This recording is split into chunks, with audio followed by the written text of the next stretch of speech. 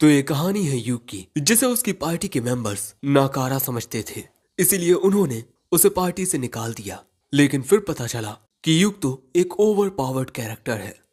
कहानी की शुरुआत में हम हीरोज की एक पार्टी को देखते हैं, जिन्होंने अपनी जी जान एक करके डीमन लॉर्ड को सील कर दिया था।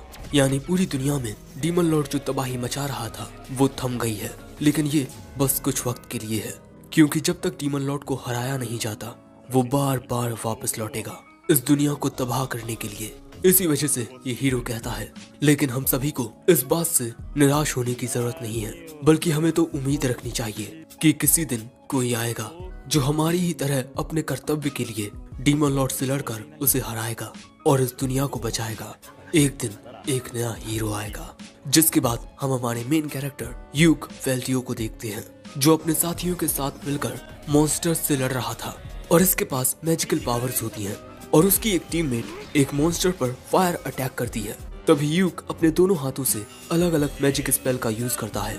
उसके एक मैजिक से इस हीरो का वेपन इंचेंटेड हो जाता है और फिर ये आसानी से इस मॉन्स्टर को खत्म कर देता है। और फिर हमें पता चलता है कि इनकी पार्टी का नाम थंडर पाइक है, जो कि एक ए रैंक पार्टी है और ये सभी हीरोज बहुत ज्यादा ताकतवर हैं और एक साथ मिलकर इनकी पार्टी गॉड लेवल तक पहुंच जाती है। और इनकी जो लाइव स्ट्रीमिंग चलती है उसे 1 मिलियन से भी ज्यादा लोग देखते हैं, यानी कि ये लोग पॉपुलर भी बहुत ज्यादा हैं। काफी सारे एडवेंचरर्स थंडर पाइक की तरह बनना चाहते हैं। लेकिन अगले सीन में हम यूक को देखते हैं, जो अपने टीममेट से कहता है कि मैं ये पार्टी छोड़ना चाहता हूँ। थंडर पाइक का लीडर नाइट साइमन पूछता है कि आखिर क्यों। वो कहता है, मुझे नहीं लगता कि जो हमें रिवॉर्ड के पैसे मिलते हैं वो हम सभी में बराबर बांटे जाते हैं। साइमन कहता है कि किसी पार्टी में एक मेंबर को उतने ही पैसे मिलेंगे जितना वो योगदान देगा। वॉरियर बैरी कहता है, तुम्हें तो लड़ना भी नहीं पड़ता, तुम अपना सारा काम दूर से ही करते हो, तुम्हें तो शुक्रगुजार होना चाहिए कि हम तुम्हें पैसे देते हैं। तभी विच जेमी कहती है, मुझे तो लगता है कि तुम सिर्फ स्ट्रीमिंग के दौरान ही हमारे काम आते हो। तभी प्रीस्टेस कैमेला कहती है, अगर तुम्हें ज्यादा पैसे चाहिए तब तुम्हें अपना ज्यादा योगदान देना होगा। यूक कहता है, तुम सभी तो ऐसे बोल रहे हो जैसे मैं कुछ करता ही नहीं, हर वक्त मैं तुम सभी को सपोर्ट करता हूँ। कैमिला कहती है, ना जाने तुम क्या बोल रहे हो। तभी साइमन कहता है, अगर तुम हमें छोड़ दोगे तब तुम क्या करोगे? तुम एक बी रैंक इसीलिए हो क्योंकि तुम्हारे चाइल्डहुड फ्रेंड ने तुम्हारी मदद की और यहाँ तक कि हम तुम्हें अपनी ए रैंक पार्टी में रखे हुए हैं। यूक कहता है, तुम्हारे कहने का मतलब मेरे होने या ना होने से कोई फर्क नहीं पड़ता। वो कहता है, तुम्हें समझने में थोड़ी देर लग गई। अब ये सुन यूक इस पार्टी को छोड़ देता है जिसमें वो पिछले 5 सालों से था। बैरी कहता है, हाँ तुम जा सकते हो, लेकिन वापस रोते हुए मत आना, क्योंकि वापस आने पर तुम्हें यहाँ कोई जगह नहीं मिलेगी। कैमिला भी कहती है, ओके बाय बाय। साइमन कहता है, तुम चाहो तो मैं अब भी तुम्हारी इस गलती को माफ कर सकता हूँ। यूक कहता है, नहीं अब मैं जा रहा हूँ। जिसके बाद हमें द एडवेंचर सिटी फिनिश दिखाई जाती है और इस शहर में सच में बहुत ज्यादा चहल पहल रहती है। और यहाँ यूक एक रिसेप्शनिस्ट के पास नए काम के लिए साइन अप करने आता है, ये बताते हुए कि कल उसने थंडर पाइक पार्टी को छोड़ दिया है। जिसके बाद वो रिसेप्शनिस्ट यूक को एक फॉर्म देती है, जिसके बाद यूक उसे फिल करने लगता है। नाम यूक वेल्टियो, उम्र 20 साल, जॉब रेड मेज एंड एल्केमिस्ट। और फिर जैसे ही वो उस फॉर्म को रिसेप्शनिस्ट को देता है, एक लड़की वहाँ आकर उसे गले लगा लेती है और फिर कहती है, मैं आपको कितने वक्त बाद देख रही हूँ सेंसे। दोस्तों, ये लड़की स्वॉर्ड मेज मरीना है और यूक ने इसे एडवेंचरर प्रीलिमिनरी ट्रेनिंग में काफी सारी चीजें सिखाई हैं। यूक पूछता है, बाकी सब ठीक है ना? वो कहती है कि हाँ वो बिल्कुल ठीक है। फिर मरीना पूछती है कि आप यहाँ क्या कर रहे हो? वो बताता है कि वो ज्वाइन होने के लिए एक पार्टी ढूंढ रहा है। ये सुनते ही मरीना कहती है, तो आप मेरी पार्टी ज्वाइन कर लीजिए। जिसके बाद हम मरीना की पार्टी को यूक के साथ बैठा देखते हैं। यहाँ सिल्क नाम की ये लड़की कहती है, आप हमारी पार्टी को ज्वाइन करेंगे? क्या हम इस लायक हैं? वो कहता है, हाँ बिल्कुल तुम लोग हो। मरीना पूछती है, तब क्या सेंसे हमारी पार्टी को ज्वाइन कर सकते हैं? ये रेन नाम की लड़की कहती है, हाँ बिल्कुल। सिल्क कहती है, लेकिन क्या सच में आप हमारी पार्टी को ज्वाइन करेंगे? हम बस एक डी रैंक पार्टी हैं जो कुछ टाइम पहले ही बनी है और आप एक बी रैंक एडवेंचरर हो, हमारे साथ जुड़कर आपको ज्यादा फायदा नहीं होगा। यूक कहता है, यही जगह मेरे लिए बेहतर रहेगी, क्योंकि ए रैंक पार्टीज अक्सर हाई लेवल क्वेस्ट या डीप डंजन में जाते हैं और मैंने अपनी पिछली पार्टी के लिए इतनी ज्यादा मेहनत की थी कि मैं लगभग कर्जे में ही आ गया था। इसीलिए मुझे लगता है कि जो हमारे डी रैंक क्वेस्ट होंगे उनसे मुझे ज्यादा मुनाफा होगा। मरीना कहती है तो बस सब कुछ तय हो गया, सेंसे अब से हमारी पार्टी में है। सो वो कहता है कि मुझे सेंसे बुलाना बंद करो, आज से तुम तीनों मुझे युग बुला सकती हो। जिसके बाद ये तीनों युग को उसके नाम से बुलाती हैं। युग पूछता है तो वैसे आज तुम लोग क्या करने वाले हो? सिल्क बताती है कि हमने पेंटल अबेंडेंड माइन डंजियन से मैजिक आयरन ओर को कलेक्ट करने का क्वेस्ट लिया है। अगले सीन में हम इन चारों को उसी डंजन के बाहर देखते हैं और दोस्तों इस जगह पर एक छोटा बाजार भी लगा हुआ था। आगे बढ़ते हुए युग कहता है इस डंजन के 6th फ्लोर पर ऐसी काफी सारी जगहें हैं जहां हमें मैजिक आयरन ओर मिल सकते हैं। जो सुन सिल्क कहती है हाँ, लेकिन वहां जाने के लिए हमें 5th फ्लोर के बॉस से लड़ना होगा। सो युग कहता है ठीक है, तब हम लोग 4th फ्लोर से शुरू करेंगे। जिसके बाद डंजन के अंदर ये सब मैजिक आयरन ओर को ढूंढ रहे थे। यहाँ मरीना एक आइटम के जरिए जमीन में चेक कर रही थी। युग देखता है कि ये लोग बिल्कुल वैसे ही काम कर रही हैं जैसे मैंने सिखाया था। जिसके बाद वो मरीना से कहता है दो, अब मैं ये काम करता हूँ। वो कहती है लेकिन आप तो एक रेड मेज हो और मैं जितना जानती हूँ कि अगर किसी पार्टी में कोई थीफ नहीं है तब इस तरह के काम स्वॉर्ड मेज को ही करने पड़ते हैं। लेकिन तभी युग अपने पास से एक डिटेक्टिंग लैंटर्न निकालता है और अगले ही पल में वो लैंटर्न चमकने लगती है और ये इन लड़कियों को बहुत खूबसूरत लगता है। युग बताता है कि इसकी मदद से हम बहुत आसानी से एक माहिर चोर की तरह छिपे हुए जालों से बच सकते हैं। जिसके बाद इन सभी को अपने सामने बिछे हुए जाल नजर आने लगते हैं। जो देख सिल्क कहती है कि इस लैंटर्न में डलने वाला तेल बहुत ही महंगा होगा। युग कहता है कि परेशान मत हो, मैं अपनी एल्केमी से इस तेल को बना लेता हूँ। अब चलो तुम तीनों मेरे पीछे आओ और मरीना तुम हर पल चौकन्ने रहना, हो सकता है कि अचानक ही हम पर कोई हमला हो जाए। अब आगे बढ़ते हुए युग सभी को कह रहा था कि जरा ध्यान से चलना, यहाँ काफी सारे जाल बिछे हुए हैं। और यहाँ युग याद करता है कि उसकी पुरानी पार्टी थंडर पाइक भी पहली बार इसी डंजन में आए थे। लेकिन तभी अचानक युग इन सभी को रोक देता है और कहता है हमसे थोड़ी दूरी पर कोई चीज है, इसीलिए लड़ने के लिए बिल्कुल तैयार रहना। जिसके बाद ये लोग बिल्कुल तैयार होकर आगे आते हैं और यहाँ काफी सारे बोगलैस मॉन्स्टर्स होते हैं। सबसे पहले सिल्क आगे जाकर एक तीर से एक बोगल को मार देती है। जिसके बाद मरीना इन पर हमला करने के लिए दौड़ती है। तभी युग फिजिकल एनहेंस का यूज करके मरीना की फिजिकल एबिलिटी को बढ़ा देता है और इसके बाद एक दूसरे मैजिक का यूज करके इन बोगल्स को इस तरह जकड़ लेता है और इसी मौके का फायदा उठाकर मरीना एक ही हमले में इन दोनों बोगल्स को खत्म कर देती है। युग कहता है तुमने बहुत बढ़िया किया। मरीना कहती है लेकिन ये तो आपके मैजिक से हुआ। युग कहता है हाँ, मैंने तुम्हारे ऊपर 3 तरह के फिजिकल एनहेंस टाइप मैजिक का यूज किया। जो सुन हैरान होकर रेन कहती है क्या एक ही बार में 3, और आपने तो कोई इनकांटेशन भी नहीं की। मरीना आकर कहती है आपके मैजिक की वजह से मेरी फिजिकल एबिलिटी बहुत बूस्ट हो गई थी। युग कहता है तुम भी पहले से काफी ताकतवर हो गई हो। फिर युग एक खंजर निकाल के कहता है चलो यहाँ से कुछ और इकट्ठा करते हैं और आगे बढ़ते हैं। और यहाँ ये तीनों लड़कियाँ युग को देखती रह जाती हैं। अब आगे बढ़ते हुए युग इनसे इनका डंजन अटैक रूटीन पूछता है। ये बताती हैं कि हर एक फ्लोर को क्लियर करने के बाद ये आराम करती हैं और जो भी इन्हें नुकसान हुए उनकी रिपोर्ट देती हैं। थोड़ी दूर चलकर युग कहता है अब हमें यहाँ थोड़ा आराम कर लेना चाहिए। जिसके बाद मरीना कहती है कि मेरे आर्मर और मेरी तलवार पर कोई डैमेज नहीं आया। सिल्क भी अपने सारे यूज किए हुए एरोस को इकट्ठा कर लेती है, यानी कि इनमें से किसी को भी किसी चीज की हानि नहीं हुई। जिसके बाद ये लोग आते हैं 2nd फ्लोर पर। यहाँ आगे बढ़ते हुए अचानक ही एक अजीब सा मॉन्स्टर इनकी ओर आता है। सो युग वक्त रहते उसके हमले से बच जाता है। लेकिन यहाँ ऐसे काफी सारे मॉन्स्टर्स आ गए थे और ये डेड माइनर्स हैं। सो अब रेन इनकांटेशन करना शुरू करती है। सिल्क उन पर तीरों से हमला करती है और यहाँ युग प्रोटेक्शन और लिटिल ब्लेसिंग का यूज करके चारों के ऊपर एक प्रोटेक्टिव बैरियर टाइप बना देता है। और इसी लाइट टाइप मैजिक से इन डेड माइनर्स को दिक्कत हो रही थी। जिसके बाद मरीना इन पर तलवार से हमला करने लगती है और सिल्क इन पर तीर चलाने लगती है और तभी रेन की इनकांटेशन कंप्लीट हो जाती है और फिर उसके स्पेल से ये सभी डेड माइनर्स खत्म हो जाते हैं। मरीना रेन से कहती है कि तुम तो कमाल की हो। युग कहता है हाँ, बहुत कम लोग ही इतने बड़े लेवल पर स्पेल कास्ट कर पाते हैं। जिसके बाद युग रेन पर रिफ्रेश माना का यूज करके उसके यूज हुए माना को रिकवर कर देता है और यही देख रेन हैरान हो जाती है क्योंकि रिफ्रेश माना एक ऐसा रेयर मैजिक है जिसे सिर्फ ए रैंक पार्टी के रेड मेजेस ही यूज कर सकते हैं। जो सुन सिल्क कहती है आप तो कमाल के हो। युग कहता है ऐसा कुछ भी नहीं है, रेड मेज एक बहुत ही मामूली जॉब है, इसीलिए मैं बस नई नई चीजें सीखता रहता हूँ। जिसके बाद वो रेन का सिर सहलाकर कहता है, तुम बहुत तेजी से इम्प्रूव कर रही हो। जिसके बाद आगे बढ़ते हुए यूक जमीन पर एक अजीब पानी गिरा रहा था। ये होली वाटर है और इसे जमीन पर डालकर इन्हें उन अनडेड माइनर्स के फुटप्रिंट्स दिखाई दे जाएंगे।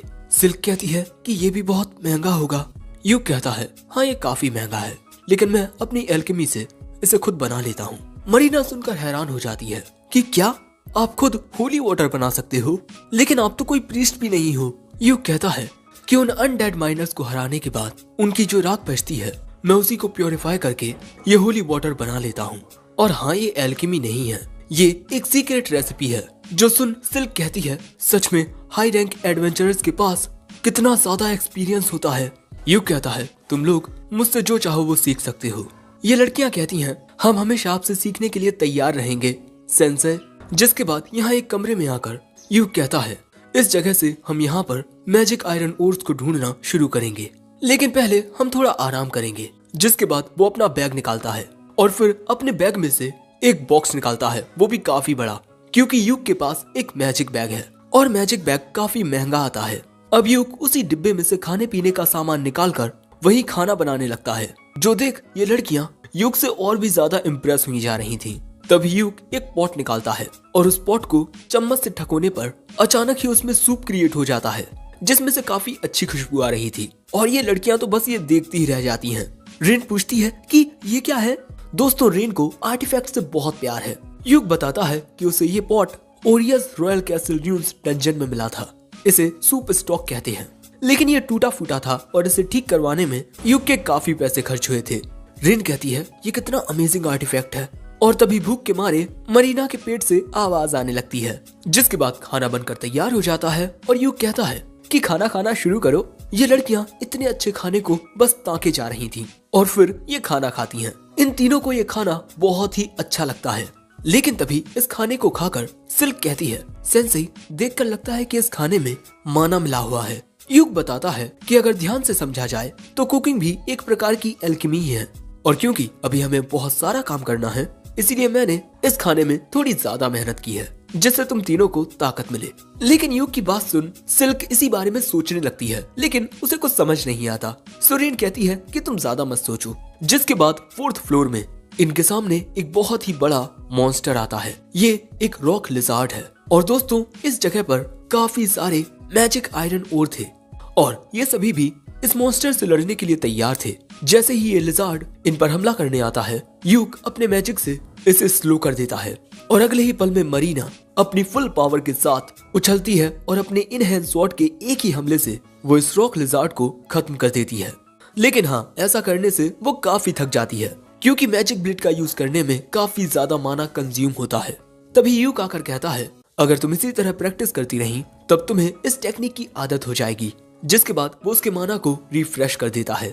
अब इसके बाद यूक एक रैकिंग पिक्सेस लेकर यहाँ मौजूद मैजिक आयरन ओर्स को इकट्ठा करने लगता है। वो लड़कियां भी उसकी मदद करती हैं और इसी तरह ये लोग काफी सारे मैजिक आयरन ओर को इकट्ठा कर लेते हैं। लेकिन इनके क्वेस्ट के अकॉर्डिंग इन्हें 20 स्टैंडर्ड इग्नोट्स चाहिए। जो जान यूक कहता है कि क्यों ना हम लोग फ्लोर बॉस को हराकर 6th फ्लोर में जाएं, वहाँ हमें काफी सारे मैजिक आयरन ओर मिल जाएंगे। ये लड़कियां कहती हैं, लेकिन फ्लोर बॉस तो स्टील क्रैब है और वो हद से ज्यादा खतरनाक है। यूक कहता है, चिंता मत करो, हम एक साथ उसे हरा सकते हैं और वहाँ मैं तुम्हें अपनी और स्किल्स दिखाऊंगा। वो लड़कियां कहती हैं, हाँ हमें आप पर यकीन है। जिसके बाद ये आते हैं 5th फ्लोर पर और इस बड़े से दरवाजे के दूसरी ओर फ्लोर बॉस है। यहाँ यूक कहता है कि मैं इससे अकेले लड़ूंगा और इसके बाद वो अपने पास से एक फ्लोटिंग रिकॉर्डिंग आर्टिफैक्ट निकालता है, कैमरैट। अरे ये बिल्कुल ड्रोन की तरह है, जैसे ड्रोन हवा में उड़कर रिकॉर्ड करता है बिल्कुल उसी तरह इसके जरिए लाइव स्ट्रीमिंग होगी। और यहाँ यूक इसकी लाइव स्ट्रीमिंग नहीं करने वाला, वो जब भी कोई बॉस फाइट करता है वो उसे रिकॉर्ड कर लेता है। लेकिन मरीना कहती है कि चलो इसकी लाइव स्ट्रीमिंग करते हैं, इसमें बहुत मजा आएगा। यूक कहता है, चलो ठीक है। अरे लेकिन एक मिनट, मुझे अब तक तुम्हारी पार्टी का नाम नहीं पता। सिल्क बताती है कि इनकी पार्टी का अभी कोई नाम नहीं है। सो तभी मरीना के दिमाग में एक नाम आता है, क्लोवर, क्योंकि एक क्लोवर लीफ में 4 पत्तियां होती हैं और चौथी पत्ती यानी कि यूक इनके लिए गुड लक है। ये नाम इन दोनों को बहुत पसंद आता है। जो सुन यूक कहता है, ठीक है एडवेंचरर्स गिल्ड में जाकर हम अपनी पार्टी का नाम क्लोवर रजिस्टर करवा लेंगे। लेकिन इसके बाद वो कहता है, लेकिन लाइव स्ट्रीमिंग के दौरान सबको ये दिखेगा कि सिर्फ मैं बॉस के साथ लड़ रहा हूँ, इसीलिए हम चारों के लिए अच्छा यही रहेगा कि हम चारों इसमें शामिल हों। लेकिन वो तीनों लड़कियां कहती हैं कि नहीं, आप ही कीजिए ये। जिसके बाद यूक एक ही बार में 3 स्पेल्स को कास्ट करता है और तभी लाइव स्ट्रीमिंग भी ऑन हो जाती है। जिसके बाद यूक फ्लोर बॉस का दरवाजा खोलता है, लेकिन जैसे ही वो अंदर आते हैं उनके सामने फ्लोर बॉस स्टील क्रैब आ जाता है। यूक उसकी ओर अकेला जा रहा होता है, तभी ये क्रैब उस पर हमला करता है। बिजली की रफ्तार के साथ उसके हमले से बचकर वो दूसरी ओर आ जाता है और इसके बाद एक साथ काफी सारे स्पेल्स को कास्ट करके वो इस स्टील क्रैब को अंदरूनी रूप से इंजर्ड करने लगता है, जिससे उस स्टील क्रैब को बहुत ज्यादा तकलीफ होने लगती है और यहाँ अब वो अंधा भी हो चुका है। और इसके बाद यूक ग्रेविटी स्पेल का यूज करता है और उसके ऐसा करने से ये स्टील क्रैब जमीन में धंसने लगता है, क्योंकि उसके ऊपर प्रेशर पड़ रहा था और पल भर में ही इस स्टील क्रैब की मौत हो जाती है। जिसके बाद यूक कहता है, हमारी इस लाइव स्ट्रीमिंग को देखने के लिए शुक्रिया। और उसकी स्ट्रीमिंग एंड होते ही मरीना आकर उसके गले लग जाती है और कहती है कि आप कितने ज्यादा अमेजिंग हो। बाकी लड़कियां भी आकर कहती हैं, हमें यकीन ही नहीं हुआ कि आपने एक ही बार में इतने सारे स्पेल्स कास्ट किए। रेन कहती है, मैंने आज से पहले एक ही बार में बिना इनकांटेशन के इतने सारे स्पेल्स को लगातार कास्ट करते हुए किसी को नहीं देखा। जिसके बाद यूक कहता है, इतने बड़े मॉन्स्टर को हराने का हमें काफी बड़ा रिवॉर्ड मिलेगा, मैं इसे अपने मैजिक बैग में रख लेता हूँ। जिसके बाद हम इसे गिल्ड में लेकर जाएंगे। लेकिन तभी सिल्क कहती है कि सेंसेई, यहाँ सारा काम आप ही कर रहे हैं। यूक कहता है, तो अगली बार हम एक साथ लड़ेंगे, क्योंकि ऐसे बहुत सारे काम हैं जिन्हें अकेले नहीं किया जा सकता। जिसके बाद इनके सामने आता है फ्लोर बॉस को हराने पर मिलने वाला ट्रेजर बॉक्स। जिसके बाद ये चारों एक साथ उस ट्रेजर बॉक्स को खोलते हैं और इसमें भैया बहुत सारे हीरे जवाहरात होते हैं, यानी कि बहुत सारी कीमती चीजें। और इसी तरह इनकी नई पार्टी क्लोवर ने अपना पहला क्वेस्ट कंप्लीट कर लिया और यहाँ युग भी काफी खुश होता है और यहीं एपिसोड 1 एंड हो जाता है। एपिसोड 2 की शुरुआत में हमें बताया जाता है कि इस दुनिया में जो एडवेंचरर्स होते हैं वो अपनी बैटल्स की लाइव स्ट्रीमिंग करते हैं और ये इस दुनिया में बहुत ज्यादा पॉपुलर है। या तो आप लाइव स्ट्रीमिंग देख सकते हैं या फिर बैटल्स के एडिटेड वर्जन देख सकते हैं। और इसी तरह अलग अलग पार्टीज को लड़ता हुआ देखकर लोग उन्हें उनकी पावर के अकॉर्डिंग क्वेस्ट देते हैं। यहाँ तक कि काफी सारी कंपनीज तो एडवेंचरर्स के द्वारा अपने प्रोडक्ट की मार्केटिंग भी करती हैं। और यहाँ हम देखते हैं कि कुछ एडवेंचरर्स यूक की लाइव स्ट्रीमिंग को ही देख रहे हैं कि यूक ने किस तरह एक स्टील क्रैब को हरा दिया और ये और भी लोगों को यूक की वो लाइव स्ट्रीमिंग दिखाते हैं। अगले सीन में हम एक घोड़ा गाड़ी को देखते हैं जिसमें हमारे हीरोज बैठे हुए थे। यूक यहाँ अपने बाकी टीम मेंबर्स से पूछता है, तो आप सभी को मेरा मुकाबला कैसा लगा? मरीना कहती है, आपकी वो फाइट बहुत ज्यादा अमेजिंग थी। सिल्क कहती है, हाँ उसका तो कोई जवाब ही नहीं था। रेन कहती है, खाना बहुत डिलीशियस था। लेकिन तभी युग पूछता है, तुम सभी को इस बात से कोई दिक्कत तो नहीं है कि मैं तुम्हारा टीचर रह चुका हूँ, लेकिन अब मैं तुम्हारा टीम मेंबर हूँ।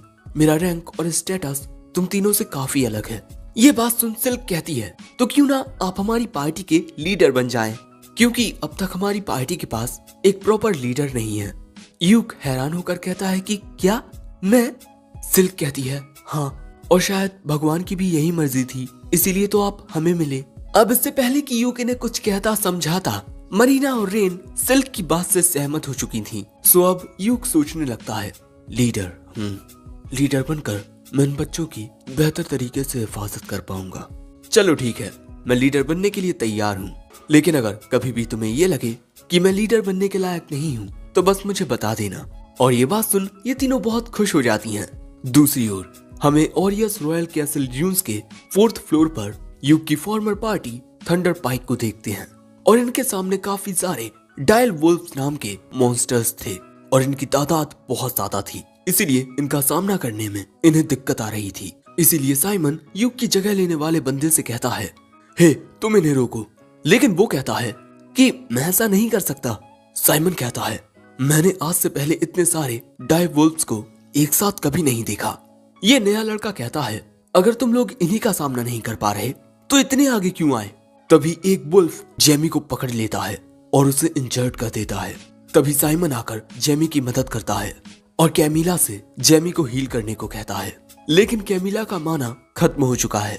अब ये सुन साइमन कहता है, ये सब क्या हो रहा है, हमें आज यहाँ से लौटना होगा। जिसके बाद एक आराम करने की जगह पर आकर साइमन कैमिला से कहता है कि अगर तुम्हारे पास माना की कमी है तो माना पोशंस का यूज करो, लेकिन वो बताती है कि उसके पास कोई माना पोशंस नहीं है। यूक उन्हें हमेशा कैमिला को लाकर देता था, साथ ही इनके पास कोई भी हीलिंग पोशन नहीं होते क्योंकि वो भी यूक का काम था। अब यहाँ पर सिर्फ इस नए लड़के के पास एक हीलिंग पोशन होता है जो उसने अपने पैसों से खरीदा था।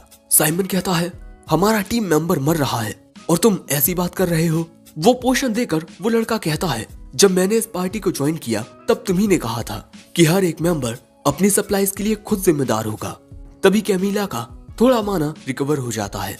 दूसरी ओर हम इन चारों को देखते हैं जो अपने क्वेस्ट के पूरा होने पर पार्टी कर रहे थे और उस स्टील क्रैब के बदले में इन्हें काफी अच्छा प्राइस मिला है। और फिर वो सिल्क से पूछता है कि टीम मेंबर्स के बीच रिवॉर्ड्स को किस तरह डिवाइड किया जाता है। वो बताती है कि सारे पैसे उसी के पास रहते और सारे खर्चे भी वही उठाती, क्योंकि ये लोग काफी वक्त से अपना पार्टी बेस बनाने के लिए पैसे इकट्ठा कर रहे हैं, क्योंकि इस वक्त ये सभी होटल्स के रूम में रहते हैं। और हाँ दोस्तों, होटल्स को इनकी भाषा में इन कहते हैं।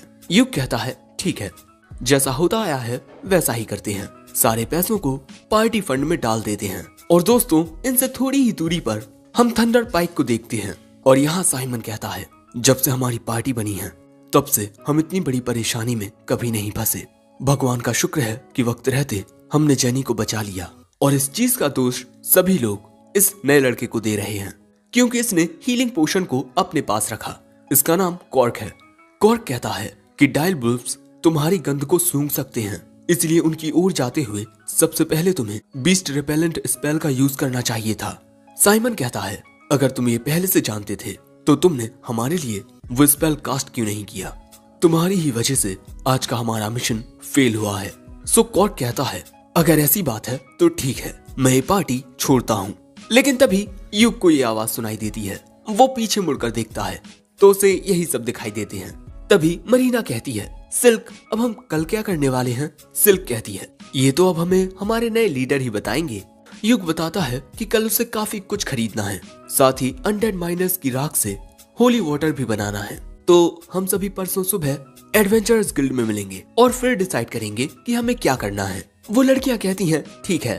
तभी अचानक गिल्ड में युग की लाइव स्ट्रीमिंग टेलीकास्ट होने लगती है क्योंकि इसे हर कोई देख रहा है और थोड़ी ही देर में इस पे काफी सारे व्यूज आ गए हैं।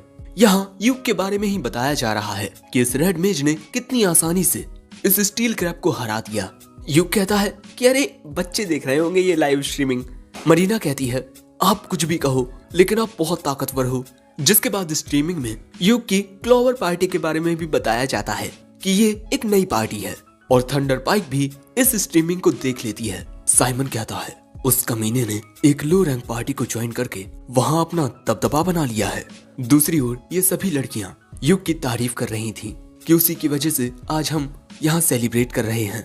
और ये बात सुन युग इमोशनल हो जाता है और ये लोग ऐसे ही पार्टी करते रहते हैं। लेकिन तभी हम देखते हैं कि कोई आदमी युग की पार्टी को घूरे जा रहा था और इसका नाम सालास है। तो हम इसे साला कहेंगे, बीबी का भाई वाला साला नहीं बल्कि वो वाला साला। अब अगले दिन हम युग को देखते हैं जो ना जाने क्या देख रहा था। तभी उसके पास मामर आती है पूछने के लिए कि क्या उसे कोई मदद चाहिए। युग बताता है कि मैं कोई ऐसा क्वेस्ट ढूंढ रहा हूँ जिससे मेरे टीम मेंबर्स को एक्सपीरियंस भी मिल सके और वो ज्यादा खतरनाक भी ना हो। सो मामर उसे एक सी रैंक क्वेस्ट के बारे में बताती है जिसमें उन्हें योमुन वाटरफॉल से 3 पत्थर लाने हैं। युग कहता है कि ये तो बहुत ही आसान क्वेस्ट है, इसे तो कोई डी रैंक का अकेला बंदा भी कर लेगा और मेरी पार्टी की लड़कियां एक साथ मिलकर एक बी रैंक मिशन कर सकती हैं। मामर बताती है कि उस वाटरफॉल के पास कोई खतरनाक मैजिकल बीस्ट रहता है। अब युग सोचने लगता है कि उसे ये मिशन लेना चाहिए या नहीं, क्योंकि ये काम थोड़ा खतरनाक हो सकता है। तभी वहाँ ये लड़कियां भी आ जाती हैं, यानी कि दोस्तों आज परसों का दिन है। अब जैसे ही युग इन्हें इस मिशन के बारे में बताना शुरू करता है कि इन्हें ये मिशन करना चाहिए या नहीं, मरीना कहती है अगर युग कहता है कि हम ये कर सकते हैं तो हम ये कर सकते हैं, है ना। उन दोनों को भी इस मिशन से कोई एतराज नहीं होता। जो बात सुन मिस मामर ये क्वेस्ट इनकी पार्टी के लिए निकाल देती हैं। अब युग कहता है अरे तुम तीनों पहले मेरी पूरी बात तो सुन लेती। ये भले से ही एक सी रैंक मिशन हो लेकिन उस झरने के पास एक मैजिकल बीस्ट रहता है। अब ये बात सुन ये लड़कियां हैरान तो होती हैं, लेकिन फिर भी इस मिशन को कैंसिल नहीं करती, क्योंकि ये भी ये बात जानती हैं कि ऐसे मिशंस को पूरा करने पर इन्हें ज्यादा स्कोर मिलते हैं। अब देखो, मुझसे मत पूछना कि ये सब क्या है, मुझे खुद नहीं पता। युग कहता है चलो ठीक है, हम घोड़ा गाड़ी के पास 1 घंटे में मिलते हैं। तभी मिस मामर युग को उस क्वेस्ट का पर्चा आकर देती हैं, और फिर युग समझ जाता है कि ये मिशन मिस मामर ने जानबूझकर इनके लिए चुना है, क्योंकि युग की पिछली स्ट्रीमिंग पर बहुत सारे व्यूज आ चुके हैं और लोग युग की अगली लड़ाई देखने के लिए बहुत बेताब हैं। युग कहता है क्या कहीं मैं यार कोई गलती तो नहीं कर रहा, लेकिन चलो कोई बात नहीं, मेरे ऐसा करने से उन लड़कियों को थोड़ी अटेंशन मिलेगी। लेकिन हम देखते हैं कि वो साला यहाँ फिर से युग को देखकर दांत चबा रहा है। अगले सीन में हम युग को बाजार में देखते हैं, जहाँ उसका कोई पीछा कर रहा था और उसने ये नोटिस कर लिया है। ध्यान से देखने पर हमें पता चलता है कि ये वही साला है। तभी युग भागकर उससे काफी दूर आ जाता है, लेकिन तभी वो भी युग के पास पहुंच जाता है। सो अब युग पूछता है कि तुम्हें मुझसे काम क्या है। वो कहता है कि क्लोवर पार्टी को छोड़ दो। वो कहता है माफ करना, मैं ऐसा नहीं कर सकता, 3 दिन पहले ही तो ज्वाइन हुआ हूँ और इसके अलावा मैं खुद लीडर हूँ। ये बात सुन साला तलवार निकाल लेता है और कहता है मैंने उन लड़कियों से कितनी बार कहा है कि मैं उनकी पार्टी को ज्वाइन करना चाहता हूँ, लेकिन उन्होंने मुझे ज्वाइन नहीं किया। दोस्तों, साला तो अपनी बिरादरी का निकला, इसे भी हमारी तरह आज तक कोई लड़की नहीं मिली। #sad life। साला कहता है जल्दी से उनकी पार्टी को छोड़ दो वरना नुकसान हो जाएगा। युग वहाँ से ये कहकर जाने लगता है कि तुम्हें नुकसान हो जाएगा तो मैं क्या करूँ। साला चिल्लाकर कहता है अबे मेरा नहीं तेरा नुकसान। लेकिन तभी युग उसके नीचे एक स्पेल कास्ट कर देता है और जैसे ही वो युग पर हमला करने के लिए तलवार बढ़ाता है, उसका पैर फिसलता है और वो यहीं गिरकर बेहोश हो जाता है। युग कहता है देखा, नुकसान तुम्हारा था, मेरा नहीं। अगले सीन में हम इन सभी को एक घोड़ा गाड़ी में देखते हैं और युग के साथ जो कुछ हुआ वो जानकर सिल्क बताती है कि उस आदमी का नाम बेसियो सालास है और उसने हमारी पार्टी को ज्वाइन करने के लिए हमसे अनगिनत बार पूछा है, लेकिन हम मना कर देते। मरीना भी कहती है कि उसमें कोई ताकत नहीं है। तभी रेन युग से पूछती है आप ठीक तो हो ना।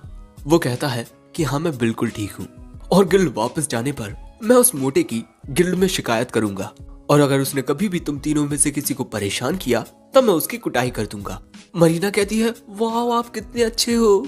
वो कहता है ठीक है, ज्यादा तारीफ मत करो, ये लो कैंडी खाओ। जिसके बाद ये लड़कियां कैंडी खा लेती हैं। जिसके बाद युग कहता है हमारा मिशन ह्यूमन वाटरफॉल से 3 पत्थर लाना है, जिसमें हमें कोई दिक्कत नहीं होगी। असल दिक्कत आएगी उस मैजिकल बीस्ट का सामना करने में। हो सकता है कि वो कोई भालू, भेड़िया, हिरण या सुअर हो। तभी हमें पता चलता है कि ये लड़कियां 2 महीने पहले उस वाटरफॉल के पास जा चुकी हैं, लेकिन वहाँ कोई मॉन्स्टर नहीं था। वहाँ पर तो कोई नॉर्मल सा जानवर भी नहीं था। युग कहता है लेकिन वहाँ मौजूद जंगल में शुरुआत से ही बहुत सारे जानवर रहे हैं। इसका मतलब तुम लोगों की किस्मत अच्छी थी जो तुम्हारा उस मैजिकल बीस्ट से सामना नहीं हुआ। अगर हमें वो मैजिकल बीस्ट दिखेगा तभी हम इस लाइव स्ट्रीमिंग को ऑन करेंगे। भले ही हम उसे हरा पाए या नहीं, लेकिन मैं उस बैटल को रिकॉर्ड करूंगा। अब युग इस बैटल को लाइव स्ट्रीम इसी वजह से करेगा क्योंकि ये नहीं जानते कि वो मैजिकल बीस्ट किस टाइप का है। अगर उससे लड़ने में इन्हें बहुत ज्यादा दिक्कत आई तब लाइव स्ट्रीमिंग देखते हुए गिल्ड इनके लिए मदद भेज सकता है। अब ये लड़कियां भी लाइव स्ट्रीमिंग में दिखेंगी, इसीलिए रेन कहती है मुझे और अच्छे कपड़े पहनकर आने चाहिए थे। सिल्क कहती है मेरे बाल तो ठीक है ना। ये देख युग मन में कहता है अरे ये लड़कियां भी ना। लेकिन एक मिनट, सिल्क तो एक डार्क एल्फ है, तो इसकी उम्र कितनी होगी। मरीना कहती है चिंता मत करो युग, सिल्क बस 17 साल की है। सिल्क कहती है मरीना मेरी इजाजत के बिना तुम किसी को मेरी उम्र कैसे बता सकती हो। और सेंसे आपको पता है ना एक लड़की से उसकी उम्र नहीं पूछनी चाहिए। तभी रेन कहती है मैं यहाँ सबसे बड़ी हूँ, 20 ईयर्स ओल्ड। युग कहता है पर मैंने तो कुछ कहा नहीं। एक मिनट, क्या तुम 20 साल की हो? देखने से तो नहीं लगता। एक मिनट, मैं सच में ऐसा कुछ नहीं देख रहा। लेकिन रेन अपना मुंह फुला लेती है और थोड़ी ही देर में ये लोग लेक के पास पहुंच जाते हैं। अब बारी है जंगल में आगे बढ़ने की और ये मिशन काफी खतरनाक हो सकता है, इसीलिए मिस मामर ने नौसिखिए एडवेंचरर्स को छोड़कर ये क्वेस्ट इन्हें दिया। जिसके बाद कैमराट के जरिए इनकी रिकॉर्डिंग शुरू हो जाती है। अब हम इन्हें जंगल में आगे बढ़ता हुआ देखते हैं। और यहाँ आसपास कोई भी जानवर नहीं होता। और यहाँ मरीना सबसे आगे होती है क्योंकि डंजन की तरह जंगल में कोई जाल नहीं है और अगर पीछे से इन पर किसी बीस्ट ने हमला किया तब यूक उसका सामना कर लेगा। और क्योंकि यूक ने एक मैजिकल आर्मर पहना हुआ है जो उसे डंजन में मिला था, इसलिए उस पर खतरनाक हमलों का ज्यादा असर नहीं होता। रेन बताती है कि यूक ने जो आर्मर पहना हुआ है वो वॉरलॉक अटायर है जो फिजिकल और मैजिकल अटैक दोनों से बचाता है। इसमें और भी काफी खूबियां हैं। अब ये लोग इसी तरह चलते रहते हैं और थोड़ी ही देर में इनके सामने वो वाटरफॉल आ जाता है। वहां पहुंचते ही इन्हें कुछ आवाज आती है और यूक तुरंत ही कैमरेट को लाइव स्ट्रीम पर सेट कर देता है और फिर इनके सामने आता है वो मैजिकल बीस्ट ज़ारनाक।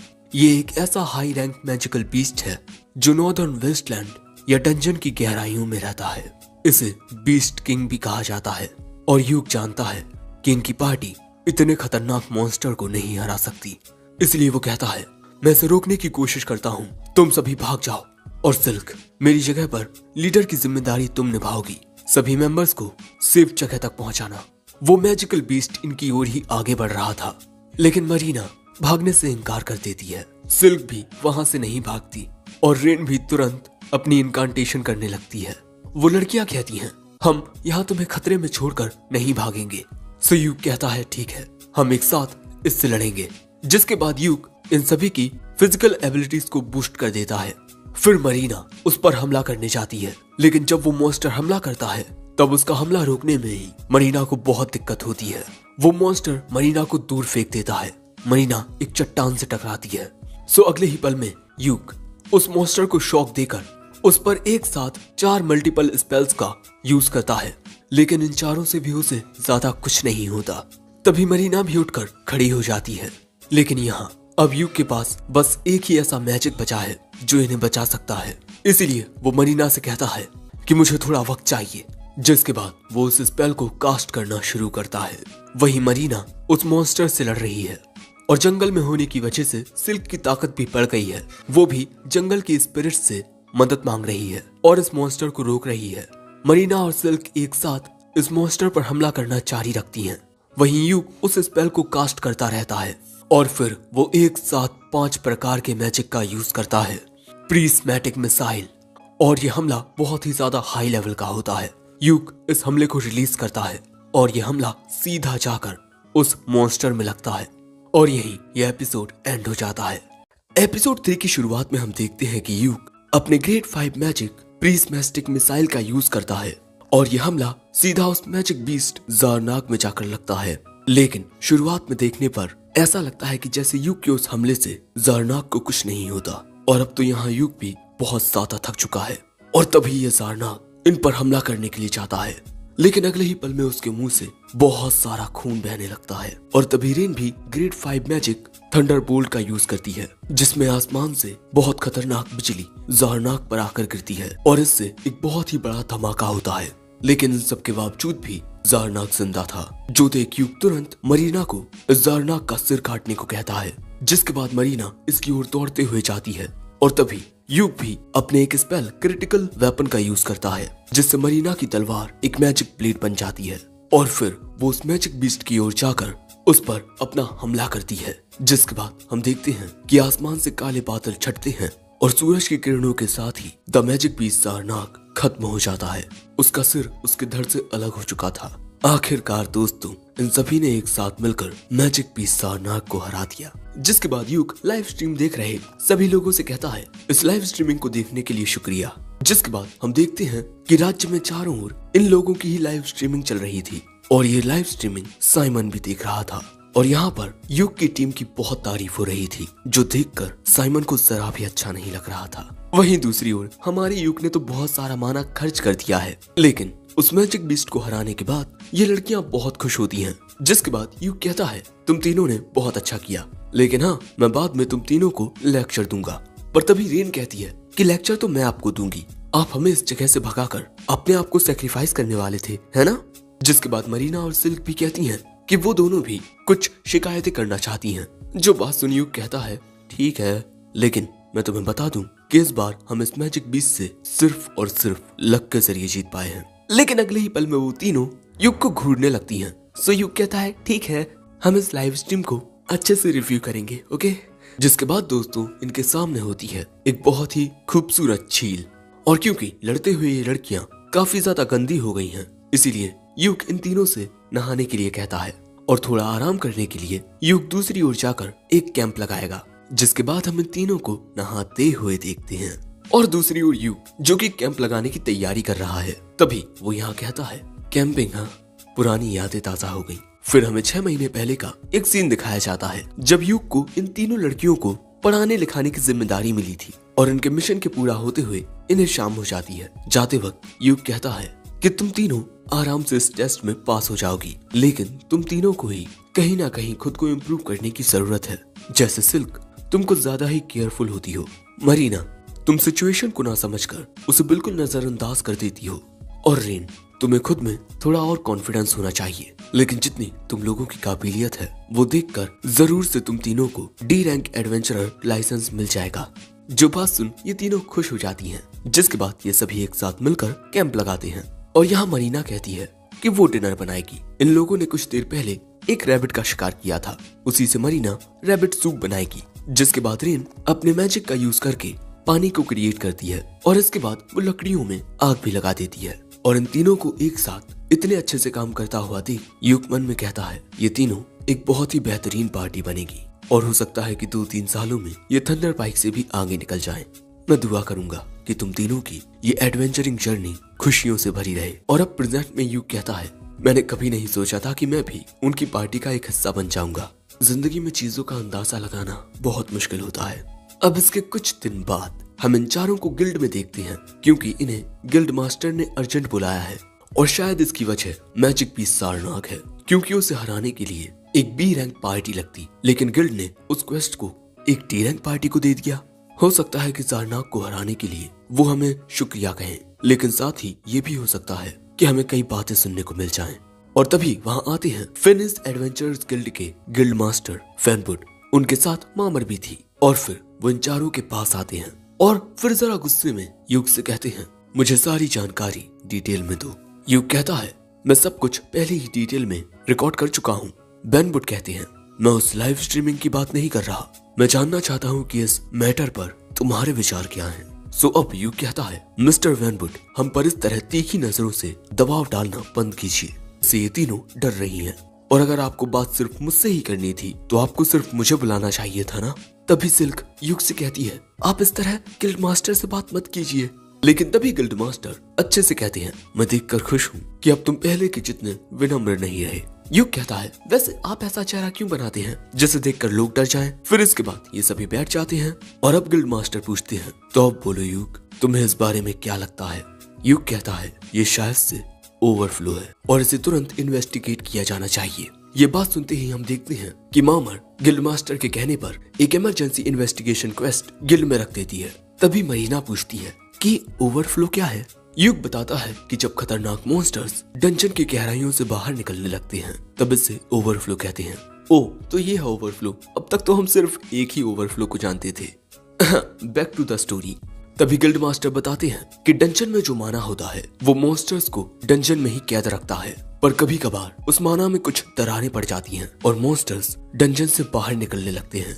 और अगर ये बात सच हुई कि ओवरफ्लो हुआ है तो मॉन्स्टर्स चारों ओर हड़कंप मचाने लगेंगे जिसे स्टैम्पीड कहते हैं। जिसके बाद गिल्ड मास्टर कहते हैं हम ये इन्वेस्टिगेशन संभाल लेंगे, लेकिन यहाँ मैं आप सभी से माफी मांगना चाहता हूँ कि आप सबको एक बहुत ही बड़े खतरे का सामना करना पड़ा। जिस पर ये तीनों लड़कियां कहती हैं आप माफी मत मांगिए, युग के हमारे साथ होने की वजह से हमें वहाँ कोई भी दिक्कत नहीं हुई। पर तभी गिल्ड मास्टर कहते हैं मैंने खुद वो लाइव स्ट्रीमिंग देखी, युग के अलावा तुम तीनों भी बहुत काबिलियत रखती हो और यही काबिलियत देखकर मैं तुम सभी को सी रैंक में प्रमोट करना चाहता हूँ। जो बात सुन ये लड़कियां बहुत खुश हो जाती हैं, लेकिन युग को हम थोड़ा परेशान देखते हैं। सो गिल्ड मास्टर कहते हैं कि इसका फैसला सभी गिल्ड ब्रांचेस ने एक साथ लिया है और आखिर इनकी पार्टी में एक ए रैंक एडवेंचरर युग जो है।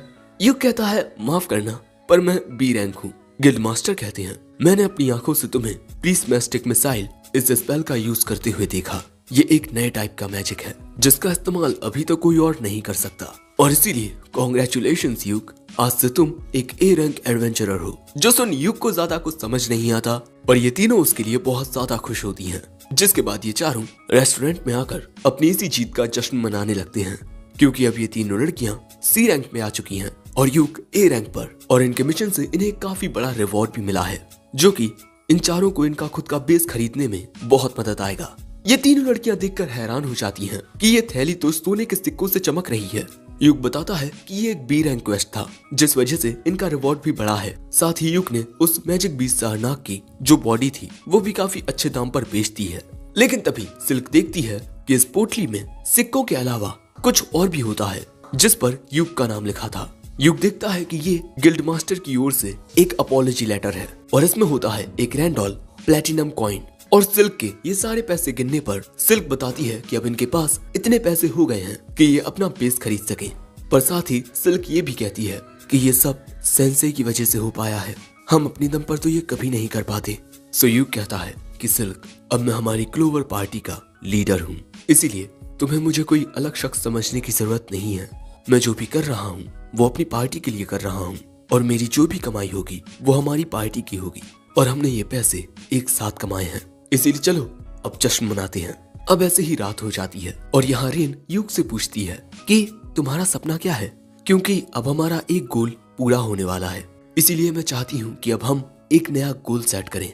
यूक बताता है कि उसका सपना एक्रोमैटिक डार्कनेस डंजन का सबसे डीपेस्ट फ्लोर पार करना है। लेकिन ये बात जान इन तीनों को एक बड़ा झटका लगता है, क्योंकि उस डंजन में एक एबिस गेट है, एक ऐसा रास्ता जिसके जरिए आप अंडरवर्ल्ड तक पहुंच सकते हो। और दोस्तों, यूक अंडरवर्ल्ड में नहीं जाना चाहता, बल्कि असल में वो तो अपनी आंखों से इस दुनिया के आखिरी कोने को देखना चाहता है, क्योंकि यूक के एक अंकल थे जिनकी यूक बहुत इज्जत करता था, क्योंकि वो इस एक्रोमैटिक डार्कनेस डंजन की गहराई में गए थे, पर वो उसे पार नहीं कर सके। लेकिन जब मैंने उनकी कहानी सुनी तब मेरा दिल भी डंजन की उस गहराई तक पहुंचने के लिए करने लगा। जो बात सुन मरीना कहती है तो ठीक है, हम वहां जाएंगे और उसकी लाइव स्ट्रीम करेंगे। लेकिन यूक बताता है कि ये इतना आसान नहीं है, क्योंकि एक्रोमैटिक डार्कनेस डंजन में जाने के लिए गवर्नमेंट की परमिशन लगती है। साथ ही वहां जाने के लिए आपकी पार्टी का ए रैंक होना जरूरी है। पर यूक का सपना जान सिल्क कहती है कि आपका सपना तो बहुत ही फैंटास्टिक है। रेन कहती है अब यही हमारा नेक्स्ट गोल होगा। तभी मरीना खड़ी होकर कहती है हम आपके सपने को सच करने के लिए बहुत मेहनत करेंगे। और अब तो भैया इन तीनों लड़कियों की आंखों में बहुत चमक आ गई है, जो देख यूक भी अब इनसे कुछ नहीं कह पाता। और अब वो कहता है कि ठीक है, एक दिन हम सभी एक साथ एबिस गेट को देखेंगे। और फिर ये चारों चीयर्स करते हैं।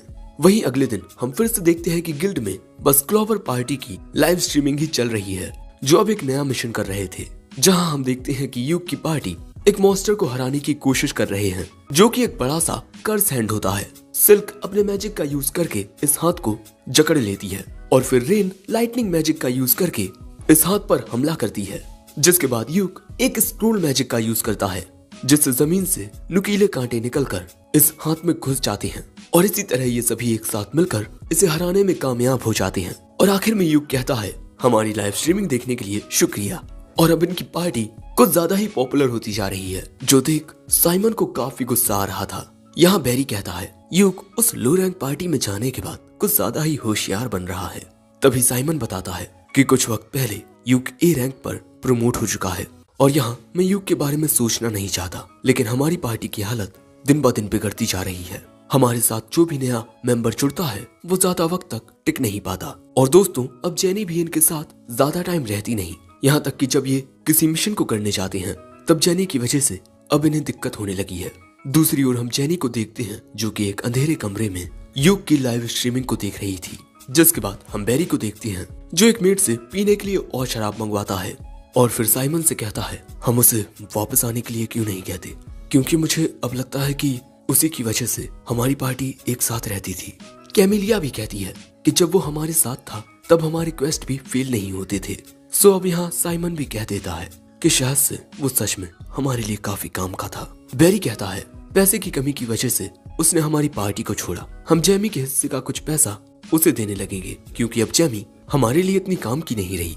साइमन कहता है तुम सही कह रहे हो। जिसके बाद हम टाउन में रात के वक्त यूक और उसकी पार्टी को उनके मिशन से वापस आता हुआ देखते हैं। और क्योंकि ये सभी चलकर आए हैं, इसीलिए इन सभी को रात हो गई है। लेकिन इन लड़कियों को वक्त का पता भी नहीं चला, क्योंकि यूक इन्हें अपने मिशन की कहानियां सुनाते हुए आ रहा था। वैसे अब इन्हें गिल्ड में जाकर अपने क्वेस्ट के कंप्लीट होने की रिपोर्ट गिल्ड में देनी होगी। लेकिन तभी मरीना कहती है, मुझे ऐसा लगता है कि यूक आप और मिस मामर एक दूसरे के साथ कुछ ज्यादा ही जचते हो। यूक कहता है, मैं उसे बहुत वक्त से जानता हूँ, वो गिल्ड में सारे एम्प्लॉयज में सबसे ज्यादा सिंसियर है।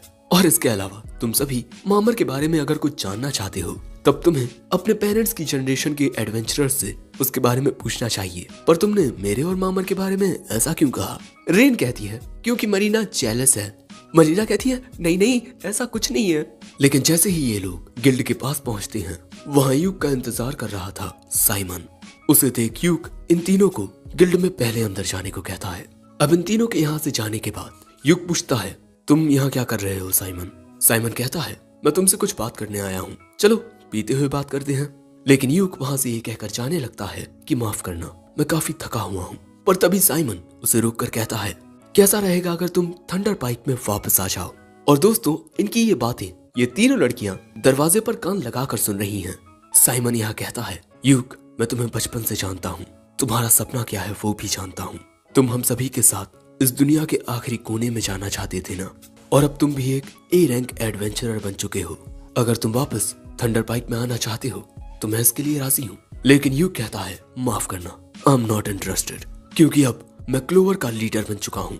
और इसके अलावा तुम क्यों चाहते हो कि मैं तुम्हारी पार्टी में वापस आ जाऊं? तुमने तो कह दिया था ना कि मेरे बगैर भी तुम्हें कोई दिक्कत नहीं होगी। साइमन कहता है, नहीं, तुम्हारे बिना हमें बहुत दिक्कत हो रही है, इसीलिए मैं चाहता हूँ कि तुम थंडर पाइक में वापस आ जाओ और अपनी जिम्मेदारियां फिर से उठाओ। पर यूक कहता है, इतने लंबे वक्त तक मेरी बेइज्जती करने के बाद तुम्हें ऐसा क्यों लगता है कि मैं तुम्हारी बात मानूंगा? भले से ही हम बचपन से दोस्त हैं, लेकिन मैं अब थंडर पाइक में वापस नहीं आने वाला।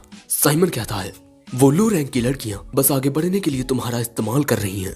पर यहाँ से जाते हुए यूक कहता है, इस्तेमाल तो मेरा तुम लोग कर रहे थे। अब यूक के ऐसे बर्ताव से साइमन को बहुत गुस्सा आता है, लेकिन यहाँ साइमन पर साला की नजर पड़ जाती है। अब भैया यहाँ इन तीनों ने इनकी पूरी बातें सुन ली है। मरीना यूक से चिपक कर कहती है, क्या तुम हमें छोड़ दोगे? यूक कहता है, नहीं, मैं तुम लोगों को छोड़कर नहीं जाऊंगा। अब इसके बाद वो इन्हें सही से समझाता है, मैं क्लोवर पार्टी का लीडर हूँ, मैं इस पार्टी को छोड़कर नहीं जा सकता। जो बात सुन ये लड़कियां खुश हो जाती हैं, और इसके बाद ये अपने मिशन के कंप्लीट होने की रिपोर्ट को मिस मामर को देने के लिए यूक को इस तरह खींच कर ले जाने लगती हैं। और इसी के साथ ये एपिसोड यहीं एंड होता है। एपिसोड 5 की शुरुआत में यूक इन सभी को बताता है कि इन्हें अर्थियस की ओर से एक स्पेशल रिक्वेस्ट आई है। दोस्तों, अर्थियस क्वाल्टो में मौजूद सबसे बड़ी इक्विपमेंट वर्कशॉप है और वो बहुत ज्यादा पॉपुलर भी है। यही जानकर सिल्क पूछती है कि उन्होंने आखिर हमें क्यों चुना। जो सुन आइक उन्हें एक पेपर दिखाता है जिस पर लिखा था कि a new style for lady adventurers. यूक बताता है कि तुम तीनों उनके द्वारा बनाए गए लेटेस्ट आर्मर को पहनकर डंजन में जाओगी और मॉन्स्टर्स से फाइट करोगी, जिससे लाइव स्ट्रीमिंग के जरिए उनके इक्विपमेंट प्रमोट हो पाएंगे। यानी कि ये तीनों यहाँ मॉडल्स की तरह काम करेंगी। और क्योंकि इस बारे में इन्हें यूक बता रहा है, इसीलिए ये तीनों ऐसा करने के लिए तैयार भी हो जाती हैं। साथ ही अर्थियस के द्वारा दिए गए जिन आर्मर को पहनकर ये डंजन में जाएंगी वो आर्मर इन्हीं के हो जाएंगे, यानी कि इन्हें रिवॉर्ड के पैसे और आर्मर दोनों ही मिल जाएंगे। इसीलिए अब द क्लोवर का नेक्स्ट क्वेस्ट है अर्थियस के द्वारा दिए गए आर्मर को पहनकर डंजन में जाना। और जिस डंजन में ये लोग जाने वाले हैं वो थोड़ा दूर है, लेकिन क्वाल्टो में अर्थियस के ही पास है, द आयरन र्यून्स डंजन। जिसके बाद हमें उस डंजन का सीन दिखाया जाता है और यहाँ पर यूक आ चुका था। दोस्तों, यूक थंडर पाइक के साथ यहाँ उसके शुरुआती दिनों में आ चुका है। तभी वहाँ पर अपने नए कॉस्ट्यूम पहनकर ये तीनों लड़कियां भी आ जाती हैं। सबसे पहले हम सिल्क का आर्मर देखते हैं, फिर मरीना का और फिर रेन का। ये तीनों पूछती हैं, ये हम पर कैसे लग रहे हैं? यूक कहता है, तुम तीनों इनमें बहुत प्यारी लग रही हो। जो बात सुन ये तीनों खुश हो जाती हैं। दोस्तों, यहाँ सिल्क को उसका नया धनुष भी मिला है। साथ ही मरीना का आर्मर काफी मजबूत और काफी हल्का है। साथ ही रेन को उसके ये नए आर्टिफैक्ट्स बहुत ज्यादा पसंद आए हैं। तभी मरीना कहती है कि ये आर्मर देने के अलावा वो हमें पैसे भी देंगे। अर्थियस कितने अच्छे हैं। यूक कहता है, हाँ, लेकिन पहले हमें इस क्वेस्ट को पूरा करना होगा और इस बार हम अपने क्वेस्ट की लाइव स्ट्रीमिंग नहीं करेंगे, बल्कि इसकी रिकॉर्डिंग अर्थियस को देंगे। अब ये सभी डंजन में जाने के लिए तैयार थे, लेकिन यहाँ यूक देखता है कि जो रेन है उसका मूड सही नहीं है। जिसके बाद ये सभी डंजन के फर्स्ट फ्लोर पर आते हैं। जिसके बाद हमें पता चलता है कि ये डंजन ज्यादा पुराना नहीं है और इसमें सिर्फ 4 फ्लोर्स हैं। लेकिन ये डंजन पूरा मेन डंजन नहीं है, बल्कि एक रास्ता इसे AU dread abandoned city dungeon से जोड़ता है और वो रास्ता बिल्कुल इसकी गहराई में है। और इनके क्वेस्ट का ऑब्जेक्टिव यही है कि इन्हें अबैंडन्ड सिटी डंजन तक पहुंचना है और इस डंजन में नीचे जाने के लिए इन्हें सीढ़ियों से जाना होगा। तभी मरीना कहती है कि एक रस्सी के जरिए सीधा नीचे जाना बेहतर रहेगा, हम जल्दी नीचे पहुंच जाएंगे। ये बात सुन यूक जमीन पर से एक पत्थर उठाकर उसे नीचे की ओर फेंकता है और थोड़ा नीचे जाते ही वो पत्थर अपने आप ही चकनाचूर हो जाता है। जिसका मतलब दोस्तों, इस डंजन में शायद कोई ऐसी फोर्स है जो इन्हें सीधे नीचे नहीं जाने देगी। इसीलिए यूक कहता है चाहे कुछ हो जाए नीचे गिरना मत। मरीना और सिल्क कहती है ठीक है, लेकिन किसी बात पर रेन का मूड अभी भी खराब था। जो देख यूक पूछता है कि क्या हो गया रेन, तुम किसी बात पर गुस्सा लगती हो। जो बात सुन सिल्क और मरीना कहती हैं आप एक लड़की के दिल को समझते नहीं हैं सेंसेई। तभी यूक नोटिस करता है कि रेन ने अपने आर्मर के साथ मैचिंग के लिए नए रंग की रिबन पहनी है और इसीलिए वो कहता है कि ये रिबन तुम पर बहुत सूट कर रही है, यू लुक वेरी क्यूट। जो बात सुन रेन शर्मा जाती है और शर्म के मारे यूक के सीने से लग जाती है। जो देख ये दोनों कहती हैं ओहो देखो तो शर्म के मारे चेहरा टमाटर की तरह लाल हो गया। जिसके बाद हम देखते हैं कि ये चारों सेकंड फ्लोर पर आ चुके हैं और तभी यहाँ यूक को सामने एक ट्रैप नजर आता है। जो देख यूक अपने पास से एक कोई बड़ी सी डंडी निकालता है और उससे इस ट्रैप को टच करता है। उसके ऐसा करते ही ये ट्रैप एक्टिवेट हो जाता है और हम देखते हैं कि चारों ओर से नुकीले भाले निकल आते हैं। इस ट्रैप में अगर कोई फंसता तब उसका बचना मुश्किल था।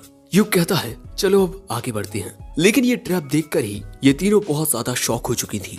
जिसके बाद ये चारों इन भालों से बचते हुए इनसे निकलने लगते हैं और इसी तरह ये चारों बचते बचाते दूसरी ओर आ जाते हैं। यूक कहता है सीढ़ियों से नीचे जाने का रास्ता बस आगे ही है, इसीलिए हम खाना खाने के लिए थोड़ी देर यहीं रुकेंगे। तभी रेन पूछती है खाने में क्या है। यूक कहता है कुछ ऐसा जो तुम्हें काफी पसंद आएगा। जो सुन मरीना कहती है ओ तो सिर्फ रेन की पसंद का, मेरी पसंद का नहीं है। ये देख यहाँ यूक हंसता है, लेकिन अगले ही पल में यूक चौकन्ना हो जाता है। जो देख ये तीनों भी अपने हथियारों के साथ तैयार हो जाती हैं, क्योंकि यहाँ इनके सामने कुछ ऑर्क्स आ चुके थे। ऑर्क्स को देख सिल्क अपना आप आंखों कर उन पर हमला करने ही वाली थी, पर तभी यूक कहता है सिल्क मैं जानता हूँ कि ऑर्क्स एल्व्स के जानी दुश्मन होते हैं, लेकिन यहाँ तुम्हें शांत होना होगा। सिल्क कहती है ठीक है, लेकिन हम एक भी ऑर्क को यहाँ से जिंदा वापस नहीं जाने देंगे। अब यहाँ 4 ऑर्क होते हैं जिन्हें देख लग रहा था कि ये लो रैंक सोल्जर्स हैं, यानी कि सी रैंक मॉन्स्टर्स। यूक कहता है हम पहले इन पर हमला करेंगे और वो सभी को उनका काम समझा देता है। जिसके बाद यूक फिजिकल एन्चेंट का यूज करता है, जिससे इन चारों की ही फिजिकल एबिलिटीज इंप्रूव हो जाती हैं। और यहाँ ये तीनों बिल्कुल तैयार थे। तभी रेन इनकांटेशन करना शुरू करती है और इनकांटेशन के पूरा होते ही वो ग्रेड 5 मैजिक फायर बॉल का यूज करती है और इस हमले के लगते ही वो चारों ऑर्क आग में जलने लगते हैं। तभी यूक एक स्क्रूल निकालता है और इससे रॉक ब्लास्ट नाम का एक स्पेल कास्ट करता है, जिससे हवा में बड़े बड़े पत्थर क्रिएट हो जाते हैं जो इन ऑर्क के ऊपर गिरने लगते हैं। और जो भी ऑर्क बचकर भागने की कोशिश करता है उस पर सिल्क तीरों से हमला करती है और इस तरह 2 ऑर्क मारे जाते हैं। जिसके बाद बाकी के 2 ऑर्क पर यूक पैरालाइज स्पेल का यूज कर देता है। जिसके बाद मरीना उन पर हमला करने जाती है और फिर अपनी मैजिक ब्लेड के यूज से उनमें से एक ऑर्क को बीच में से काट कर खत्म कर देती है और आखिरी ऑर्क पर सिल्क तीरों से हमला करके उसे और भी ज्यादा कमजोर कर देती है। जिसके बाद मरीना उस ऑर्क पर भी अपनी मैजिक ब्लेड से हमला करके उसे भी खत्म कर देती है। इसी तरह ये चारों इन ऑर्क को हरा देते हैं और यूक इन मरे हुए ऑर्क के पास से एक कोई स्टोन जैसी चीज उठाता है और तभी सिल्क अपना आपा खो देने के लिए यूक से माफी मांगती है। ऑर्क को देखकर ही सिल्क का अपने गुस्से पर काबू नहीं रहता। यूक कहता है कोई बात नहीं, आखिर तुम एक एल्फ हो और ऑर्क तुम्हारे जानी दुश्मन है। सिल्क कहती है लेकिन मैं तो एक डार्क एल्फ हूँ। यूक कहता है हे ऐसा लोगों का कहना है कि डार्क एल्फ्स ने एल्फ्स की दूसरी प्रजाति को धोखा दिया, लेकिन मुझे नहीं लगता कि ये सच है। और इसके अलावा हम तुम्हारे साथ हैं। और इसके अलावा जिस तरह रेन आर्टिफैक्ट्स की दीवानी है, उसे देखकर कोई भी यही कहेगा कि वो एक ड्वार्फ है। और उसकी इस बात पर ये सभी हंसने लगते हैं। और तभी मरीना यूक को एक स्क्रूल ला कर देती है जो उसे ऑर्क के पास से मिला। यूक उस स्क्रूल को देखता है और बताता है कि भले ही ये थोड़ा फटा हुआ है, लेकिन ये मेमोरेंडम ऑफ रेवलेशन है। ये एक ऐसा आर्टिफैक्ट होता है जो हिडन एबिलिटीज को अनकवर कर देता है और यूक इसे बेचने वाला नहीं है, बल्कि वो इसे रिपेयर करके अपने पास रखेगा और रिपेयर होने के बाद ये इन तीनों लड़कियों में से किसी के भी काम आ सकता है। जो भी इसे यूज करेगा या तो उसे कोई नई स्किल मिल जाएगी या फिर कोई सेकंड जॉब। जो बात सुन सिल्क कहती है तब तो ये मरीना के लिए ही बेस्ट रहेगा, क्योंकि इस वक्त उसके पास सिर्फ एक जॉब है। उसकी बात से रेन भी एग्री करती है। जो बात सुन मरीना कहती है, क्या मुझे सच में एक सेकंड जॉब मिल पाएगी? क्योंकि टेम्पल के लोग कहते हैं कि जो स्वॉर्ड मेज होते हैं उन्हें सेकंड जॉब मिलना बहुत मुश्किल होता है। सो यूक कहता है कि भले से ही तुम्हें कोई सेकंड जॉब ना मिले, पर तुम कोई हिडन एबिलिटी तो डिस्कवर कर ही लोगी। खुश होकर मरीना कहती है, जैसे एक दुल्हन बनना। यूक कहता है कि ये कोई एबिलिटी नहीं होती। लेकिन ये बात सुन ये दोनों हक्की बक्की हो चुकी हैं। तभी इनके सामने एक ट्रेजर आ जाता है, जिसके बाद ये सभी एक जगह आराम करने के लिए रुकते हैं और यहीं खाना खाते हैं। और फिर हमें पता चलता है कि उस ट्रेजर में एक मैजिक बैग मिला है और ये रेन को दे दिया गया है, जिसे पाकर रेन बहुत खुश होती है। और रेन को ये बैग सभी की सहमति से दिया गया है। अब मरीना और सिल्क को नई चीजें मिल चुकी हैं, तो अगली बार इन्हें कोई भी ट्रेजर मिलेगा तब वो सिल्क को दिया जाएगा। जो बात सुन सिल्क कहती है, मेरे बारे में सोचने के लिए शुक्रिया सेंसेई। अब यहाँ से निकलने से पहले ये सभी चेक करते हैं कि अब तक इन्होंने किन किन चीजों का यूज कर लिया है। जैसे यूक ने एक स्क्रोल का यूज कर लिया है, सिल्क ने 5 तीरों का यूज किया है और अब उसके पास 20 तीर है। मरीना बिल्कुल टिप टॉप होती है, ताकत से भरी हुई। वहीं खाना खाने के बाद रेन का माना भी पूरी तरह से रिस्टोर हो चुका है, जिसके बाद ये अपने क्वेस्ट को आगे बढ़ाते हैं। फिर हम इन सभी को 3rd फ्लोर पर देखते हैं और यहाँ यूक सभी को चौकन्ना रहने को कहता है, क्योंकि कभी भी कोई भी मॉन्स्टर इन पर हमला कर सकता है। यूक यहाँ बताता है कि उसने सुना था कि अबैंडन्ड सिटी डंजन के दरवाजे के पास एक बॉस मॉन्स्टर है, लेकिन पिछले 10 सालों में उसे कभी देखा नहीं गया। और ऐसे ही चलते हुए ये लोग 4th फ्लोर पर आ जाते हैं और यहाँ यूक इन्हें बताता है कि उस दरवाजे के पास पहरेदार के रूप में मल्टीपल शैडो स्टॉकर्स होते हैं। लेकिन आज तक यूक ने खुद कभी कोई शैडो स्टॉकर नहीं देखा। लेकिन हाँ, उनके बारे में कहा जाता है कि वो पूरे काले होते हैं, जिनकी आंखें काफी चमकीली होती हैं। तभी मरीना इशारा करके कहती है, उसकी तरह क्या? दोस्तों, इनके ऊपर एक शैडो स्टॉकर था। अब किसी भी शैडो स्टॉकर को पिछले 10 सालों में कभी नहीं देखा गया, और क्योंकि ये इनसे थोड़ा ऊपर होता है, इसीलिए यूक को लगता है कि ये नीचे नहीं आ पाएगा। क्योंकि दोस्तों, ये लोग कूदकर नीचे नहीं आ सकते। जैसा हमने देखा था, वो पत्थर चकनाचूर हो गया था, पर अगले ही पल में वो शैडो स्टॉकर छलांग मारता है और डंजन की उस इनविजिबल दीवार को तोड़ता हुआ नीचे आ जाता है, जो देखकर यूक तुरंत एक स्क्रूल निकाल लेता है, जिससे इन सभी की बॉडी और वेपन इंचेंट हो जाती हैं। मरीना अब हमला करने के लिए बिल्कुल तैयार थी, लेकिन तभी ये शैडो स्टॉकर अपना एक हमला करता है और इस हमले से मरीना का बैरियर टूट जाता है और मरीना दूर जाकर गिरती है। यूक देखकर हैरान हो जाता है कि इसके एक हमले ने उसके मल्टी इंचेंट बैरियर को तोड़ दिया, जिसके बाद रेन मरीना के पास आकर उसके जख्मों को हील करने लगती है। और इतनी देर के लिए यूक और सिल्क शैडो स्टॉकर का सामना करने के लिए तैयार हो जाते हैं और तभी ये शैडो स्टॉकर फिर से इनकी ओर हमला करता है। सो यूक इस बार प्रोटेक्शन स्पेल का यूज करता है, लेकिन शैडो स्टॉकर के हमले से यूक का ये बैरियर भी टूट जाता है। यूक समझ चुका था कि ये काफी आसानी से मैजिक बैरियर्स को तोड़ सकता है। सो अब यूक ब्लिंक शैडो का यूज करके इस शैडो स्टॉकर के हमले से बचकर इसके पीछे आकर एक साथ अपनी स्वॉर्ड पर मल्टीपल स्पेल्स को कास्ट करके इस पर हमला करने ही वाला था कि तभी अचानक ये shadow stalker dark magic cast कर देता है और इस डार्क मैजिक की वजह से यूक की आत्मा घायल होती है और फिर उसका शरीर वहीं गिर पड़ता है, जिसके बाद वो शैडो स्टॉकर फिर से इन पर डार्क मैजिक का यूज करता है। लेकिन इस बार रेन होली शील्ड का यूज करके उसके हमले को रोकती है और फिर सिल्क अपने मैजिक का यूज करके इस पर हमला करने की कोशिश करती है। उतनी ही देर में रेन यूक को हील करने की कोशिश करने लगती है, लेकिन वो सांस ही नहीं ले रहा था। तभी सिल्क पर पीछे से आकर वो शैडो स्टॉकर हमला करता है। फिर मरीना शैडो स्टॉकर पर हमला करने चाहती है और यहाँ रेन उसकी स्वॉर्ड को इंचेंट कर देती है, जिसके बाद मरीना उस शैडो स्टॉकर पर हमला करने की कोशिश करती है, लेकिन वो उसके हमले से बच जाता है। जिसके बाद रेन शैडो स्टॉकर पर आइस मैजिक से अटैक करती है, लेकिन रेन के हमले से बचकर शैडो स्टॉकर मरीना के पीछे आकर उस पर हमला कर देता है और इसके बाद वो तुरंत ही रेन को भी घायल कर देता है। और अब सिर्फ सिल्क बची थी, जिस पर वो मल्टीपल डार्क मैजिक से हमला करने वाला था और फिर एक साथ चारों ओर से सिल्क के ऊपर डार्क मैजिक से हमला होता है। लेकिन अगले ही पल में हम देखते हैं कि एक लाइट शील्ड सिल्क को प्रोटेक्ट कर लेती है और ऐसा किया होता है यूक ने, लेकिन ऐसा करने की वजह से उसका ये स्क्रोल जल चुका है और अब वो गुस्से में आ चुका है। जिसके बाद यूक एक साथ 5 मल्टीपल स्पेल्स का यूज करके इस शैडो स्टॉकर को जकड़ लेता है और फिर ग्रेविटी से इसे दबाने लगता है। जितनी देर में ये तीनों भी पूरी तरह से हील हो चुकी थी, जिसके बाद सिल्क अपने मैजिक से इस शैडो को जकड़ लेती है। फिर मरीना अपनी मैजिक प्लेट से इस शैडो पर एक डायरेक्ट अटैक करती है, जिसके बाद रेन एक होली मैजिक का यूज करके इस काली परछाई यानी शैडो को पूरी तरह से खत्म कर देती है। एक साथ मिलकर इन्होंने इस शैडो स्टॉकर को भी हरा दिया। अब यूक को सही सलामत देख मरीना तो खुशी के मारे उसे गले लगा लेती है, जो देख रेन कहती है, यूक तुम्हें मरीना को इतने कस के गले नहीं लगाना चाहिए। यूक कहता है, मेरे हाथ खुले हुए हैं, मैं कहां से गले लगा रहा हूँ। फिर इसके बाद यूक इन तीनों को शुक्रिया कहता है, क्योंकि इन तीनों के बिना वो इस शैडो स्टॉकर को कभी नहीं हरा पाता। जिसके बाद यूक के पूछने पर रेन उस शैडो स्टॉकर के बारे में कहती है, वो एक ऐसी काली ताकत थी जिसे इस दुनिया में एग्जिस्ट नहीं करना चाहिए, और ये सिचुएशन देखकर लग रहा है कि ये भी एक ओवरफ्लो है। सिल्क पूछती है, अब हम क्या करें सेंसे? यूक कहता है, पहले हम अपना क्वेस्ट पूरा करेंगे, और क्वेस्ट के पूरा होते ही हम क्वाल्टो में मौजूद एडवेंचरर्स गिल्ड में इसकी रिपोर्ट देंगे।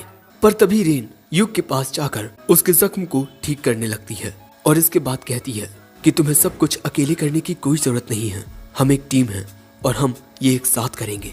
यूक कहता है, ठीक है। जिसके बाद ये सभी बताते हैं कि इन्होंने क्या क्या यूज किया है। मरीना और सिल्क बिल्कुल ठीक होते हैं। रेन ने अपना थोड़ा माना खर्च कर लिया है, जो जान यूक उसके माना को रिप्लेनिश कर देता है, और फिर इसके बाद ये सभी पहुंच जाते हैं आयरन ड्यून्स डंजन के सबसे डीप पार्ट में, जहां इन्हें एक दरवाजा मिलता है, और ये दरवाजा यूट्रेड अबैंडन्ड सिटी डंजन के साथ जुड़ा हुआ है। और दोस्तों, ऐसा कहा जाता है कि अबैंडन्ड सिटी डंजन एक ऐसी जगह थी जहां पर पहले लोग रहा करते थे, और अब इस डंजन में क्या है इसका पता लगाना इन्हीं चारों का काम है, क्योंकि ये एडवेंचरर्स हैं। और ये भी हो सकता है कि इस डंजन की गहराई में इन्हें कोई एबिस गेट मिल जाए। रेन बताती है कि कुछ लोगों के मुताबिक एबिस गेट ऐसे आर्टिफैक्ट होते हैं जिनको एंशिएंट सिविलाइजेशन के लोगों ने बनाया था, जिससे वो एक दुनिया से दूसरी दुनिया में जा सके। अब इनके इस दरवाजे को छूते ही इनका क्वेस्ट कंप्लीट हो जाएगा। अब क्वेस्ट के कंप्लीट होते ही हमें क्वाल्टो एडवेंचरर्स गिल्ड का सीन दिखाया जाता है, जहां हम देखते हैं कि यूक अपने क्वेस्ट की रिपोर्ट देकर आ चुका है। और सारा दिन इतना सारा काम करने के बाद भी यूक थका नहीं होता। वैसे यूक ने गिल्ड में इनके क्वेस्ट के कंप्लीट होने की रिपोर्ट, साथ ही जो वीडियो इन्होंने रिकॉर्ड किया उसमें दिखाकर यूक ने गिल्ड को शैडो स्टॉकर के बारे में भी बता दिया है, जिस मैटर के चलते इनसे पूछताछ की जा सकती है। इसीलिए अब ये चारों 2 दिनों तक क्वाल्टो में ही रहेंगे। जो बात जान मरीना कहती है, क्यों ना हम सभी एक साथ डेट पर चलें, ऐसा करके ये सभी इस टाउन में भी घूम लेंगे। इस बात से सिल्क और रेन भी सहमति जताती हैं। यूक कहता है, ठीक है, कल हम सभी इस टाउन को घूमने चलेंगे। तभी मरीना कहती है, मैं तो इस जगह का स्वादिष्ट खाना खाना चाहती हूँ। जिसके बाद सिल्क और रेन भी यूक को पकड़कर अपने पसंद की बात कह देती हैं कि वो क्या करना चाहती हैं। जो सुन यूक कहता है, इतनी सारी जगह घूमने के लिए हमें एक प्लान बनाना होगा, और मैं काफी अच्छे से प्लान बना लूंगा, क्योंकि जब मैं दूसरों को सपोर्ट करने का काम करता था तब मैं ही बेस्ट प्लान्स बनाता था। और भाई यूक की ऐसी शक्ल देख ये तीनों उस पर हंसने लगती हैं। और इसी के साथ ये एपिसोड यही एंड होता है। एपिसोड 5 की शुरुआत में हम देखते हैं कि रेन, मरीना और सिल्क की अर्थियस कंपनी के वेपन्स और आर्मर्स के साथ एडवर्टाइजमेंट हो रही है कि ये हैं आने वाले फीमेल एडवेंचरर्स के लिए न्यू स्टाइल आर्मर्स और वेपन्स, जो उनकी ताकत के साथ साथ उनकी खूबसूरती भी बढ़ाएंगे। तो आप भी अगर इन वेपन्स और आर्मर्स को खरीदना चाहती हैं तो आइए अर्थियस पर। अगले सीन में हमें मोरुगेन अंडरग्राउंड वाटरवे दिखाया जाता है, जहां हम थंडर पाइक को देखते हैं, जो एक जगह बैठकर रूखा सूखा खाना खा रहे थे। बैरी कहता है, जब ल्यूक हमारे साथ था तब वो अपने उस जादुई पॉट में से अलग अलग तरह का स्वादिष्ट खाना बनाता था। साइमन कहता है, अब उस बारे में सोचने का कोई फायदा नहीं है। वैसे क्या तुम सभी के पास माना पोशंस हैं? बैरी कहता है, आखिर मैं क्यों पोशंस लाऊं जब हमारे साथ कैमिलिया है। वो कहती है कि मैं माना पोशंस कहाँ से लाऊं, वो बहुत महंगे होते हैं। साइमन कहता है, शायद इस बार हमें माना पोशंस की जरूरत नहीं पड़ेगी, क्योंकि हम बोगल से लड़ने वाले हैं। बैरी कहता है, बोगल से लड़ना हमारे लिए इतना मुश्किल नहीं होगा। फिर सियोन जेमी से लाइव स्ट्रीमिंग ऑन करने को कहता है, जिसमें जेमी को थोड़ा वक्त लग रहा था। सो बैरी कहता है, तुम मैजिक का भी ज्यादा यूज नहीं कर सकती, सच में तुम बहुत कमजोर हो। कैमिलिया कहती है कि काश जेमी हीलिंग मैजिक का यूज कर पाती, लेकिन यहाँ जेमी कुछ नहीं कहती और इनकी लाइव स्ट्रीमिंग ऑन हो जाती है। फिर ये सब आगे बढ़ना शुरू करते हैं। लेकिन अगले सीन में हम थंडर पाइक को गिल्ड में देखते हैं और हमें पता चलता है कि ये अपने मिशन में फेल हो चुके हैं। मामर इनसे कहती है अगर आप लोग इसी तरह मिशंस में फेल होते रहे तो इससे आपकी पार्टी की रैंक कम हो जाएगी। साइमन कहता है तो हम इसमें कर ही क्या सकते हैं, मैंने तुमसे कहा था ना कि हमें कोई अच्छा सा मेंबर सजेस्ट करो, और इस बार उस जगह पर हमारा सामना किसी बोगल से नहीं बल्कि एक नेम से हुआ था। मामर कहती है मगर फेलर होता है। अगले सीन में हम देखते हैं कि शराब पीते हुए बैरी कहता है वो हमारी रैंक कम कर देगी, वो समझती क्या है खुद को। साइमन कहता है पर कहीं ना कहीं उसका ये कहना सच है, हम चारों मिलकर भी एक हाई रैंक मिशन पूरा नहीं कर पा रहे हैं। जो सुन बैरी कहता है शायद हमें उसे अपनी पार्टी में वापस ले लेना चाहिए, वो तो तुम्हारा बचपन का दोस्त है ना, शायद वो तुम्हारी बात मान ले। साइमन कहता है अपनी पार्टी में वापस बुलाने के लिए हमें कुछ ऐसा करना होगा जिससे वो हमारे पास वापस आए। हमें एक्रोमैटिक डार्कनेस डंजन में जाना होगा, क्योंकि बचपन से ये ल्यूक का सपना रहा है कि वो इस दुनिया के आखिरी कोने तक पहुंचे, और ऐसा करने के लिए ल्यूक को किसी दूसरी पार्टी के साथ ज्वाइन होना ही होगा, क्योंकि उसकी उस सी रैंक पार्टी को उस डंजन में जाने की परमिशन नहीं मिलेगी। बैरी कहता है तुम्हारे ऐसा करने से वो यहाँ भागते हुए आएगा, लेकिन इन सब की ये बातें जेमी को जरा भी रास नहीं आ रही थी। अगले सीन में हम क्लोवर को देखते हैं, जिससे हमें पता चलता है कि आयरन ड्यून डंजन कुछ वक्त के लिए बंद कर दिया गया है, क्योंकि इस वक्त उसमें इन्वेस्टिगेशन चल रही है। आखिर 10 साल के बाद उस डंजन में एक शैडो स्टॉकर देखने को मिला है। पर दोस्तों इन लड़कियों को देखकर वहाँ मौजूद लोग इन्हें पहचान रहे थे कि अरे ये तो अर्थियस की उस एडवर्टाइजमेंट में थी। अब ऐसे ही जब ये जा रहे थे तभी यहाँ एक अंकल आते हैं। अगले सीन में हम देखते हैं कि ये चारों एक घर देख रहे हैं। वैसे इन अंकल का नाम मंडे है और ये यहाँ इन्हें घर दिखा रहे हैं। ये घर इन तीनों लड़कियों को काफी अच्छा लगता है, पर ल्यूक को ये पसंद नहीं आता, क्योंकि इस घर के सभी कमरे नीचे हैं। और भाई जब इस घर में 3 खूबसूरत लड़कियां रहेंगी तब लोग खिड़कियों के जरिए उन्हें देख सकते हैं। सो मिस्टर मंडे उन्हें एक और घर में लेकर आते हैं, जो कि पिछले वाले से काफी बड़ा और 2 मंजिल का होता है।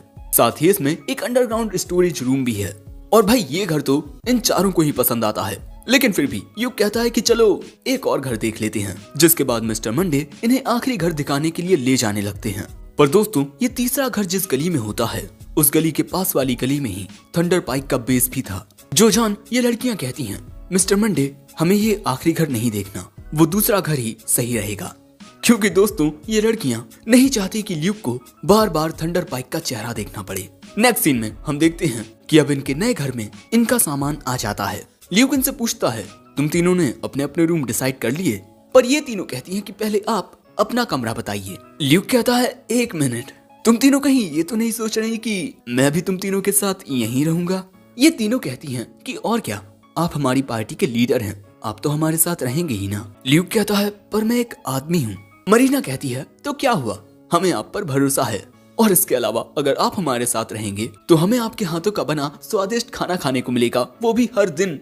पर सिल्क कहती है कि मरीना हम घर के काम बारी बारी से किया करेंगे। और फिर इन तीनों लड़कियों के जिद करने पर आइक इनके साथ रहने के लिए मान जाता है, क्योंकि अगर वो इन लड़कियों के साथ रहेगा तो इन लड़कियों के लिए ज्यादा सेफ है। पर वो इन तीनों लड़कियों से कहता है कि तुम तीनों ये बात मत भूल जाना कि मैं एक मर्द हूँ। वो तीनों कहती हैं ठीक है।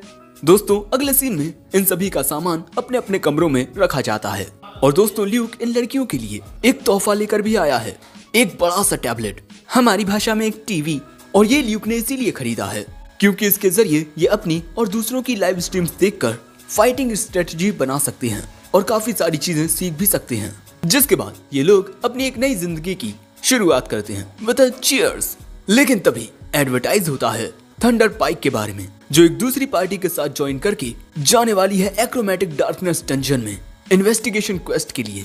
अब ये देख, ये लड़कियां यूक से कुछ कहने ही वाली थी कि तभी यूक कहता है तुम तीनों चिंता मत करो, भले ही एक्रोमैटिक डार्कनेस डंजन में जाना मेरा सपना है, पर हमने एक साथ वादा किया था ना कि हम सभी एक साथ उस डंजन में जाकर एबिस गेट तक पहुंचेंगे।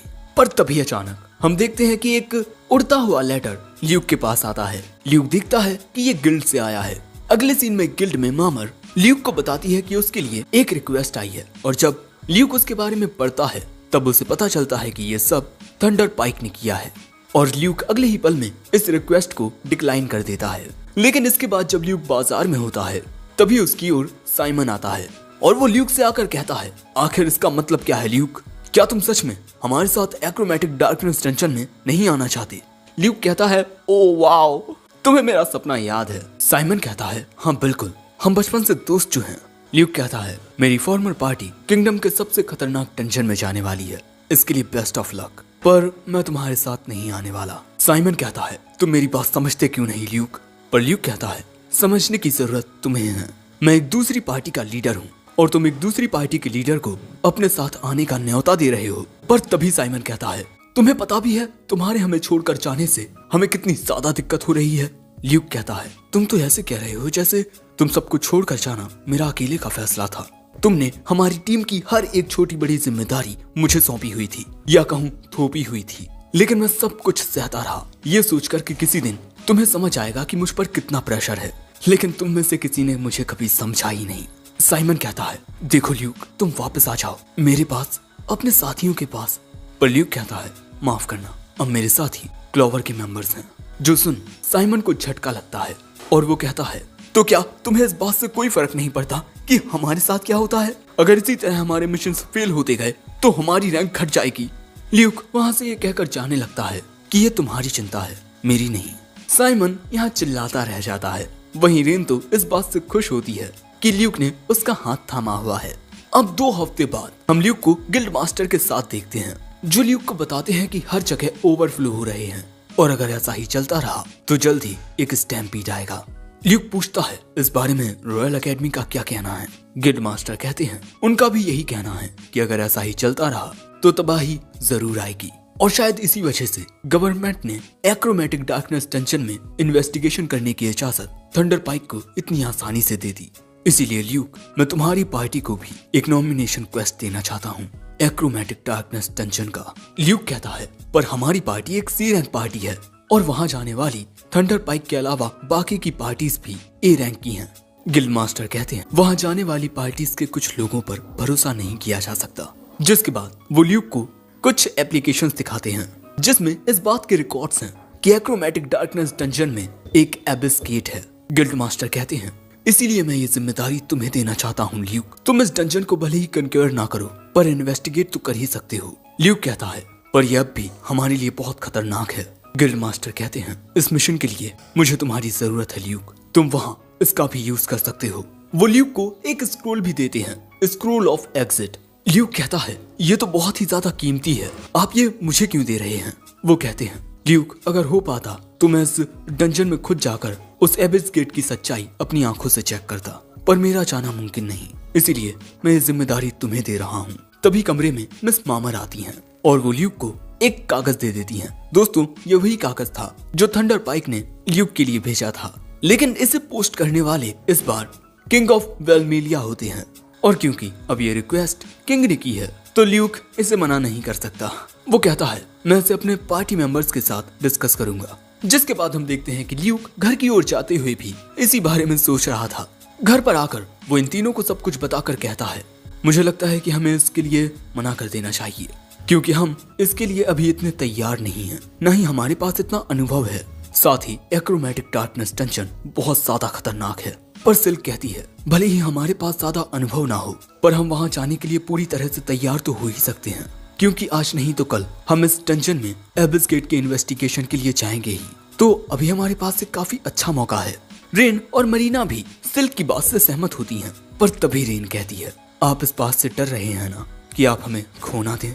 ल्यूक कहता है कि हाँ मैं डर रहा हूँ, मैं तुम तीनों में से किसी को भी खोना नहीं चाहता। पर तभी रेन ल्यूक को पकड़ के कहती है क्या आपको हम पर यकीन नहीं है मास्टर?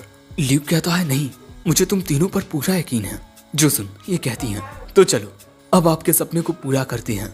मरीना कहती है आप मुझे बताइए कि वहाँ जाने के लिए हमें किस किस चीज की जरूरत पड़ेगी। जो सुन ल्यूक कहता है माफ करना मैं गलत सोच रहा था। सिल्क यहाँ कहती है हम तीनों इस बात का ख्याल रखेंगे कि आपको हमारी चिंता न करनी पड़े।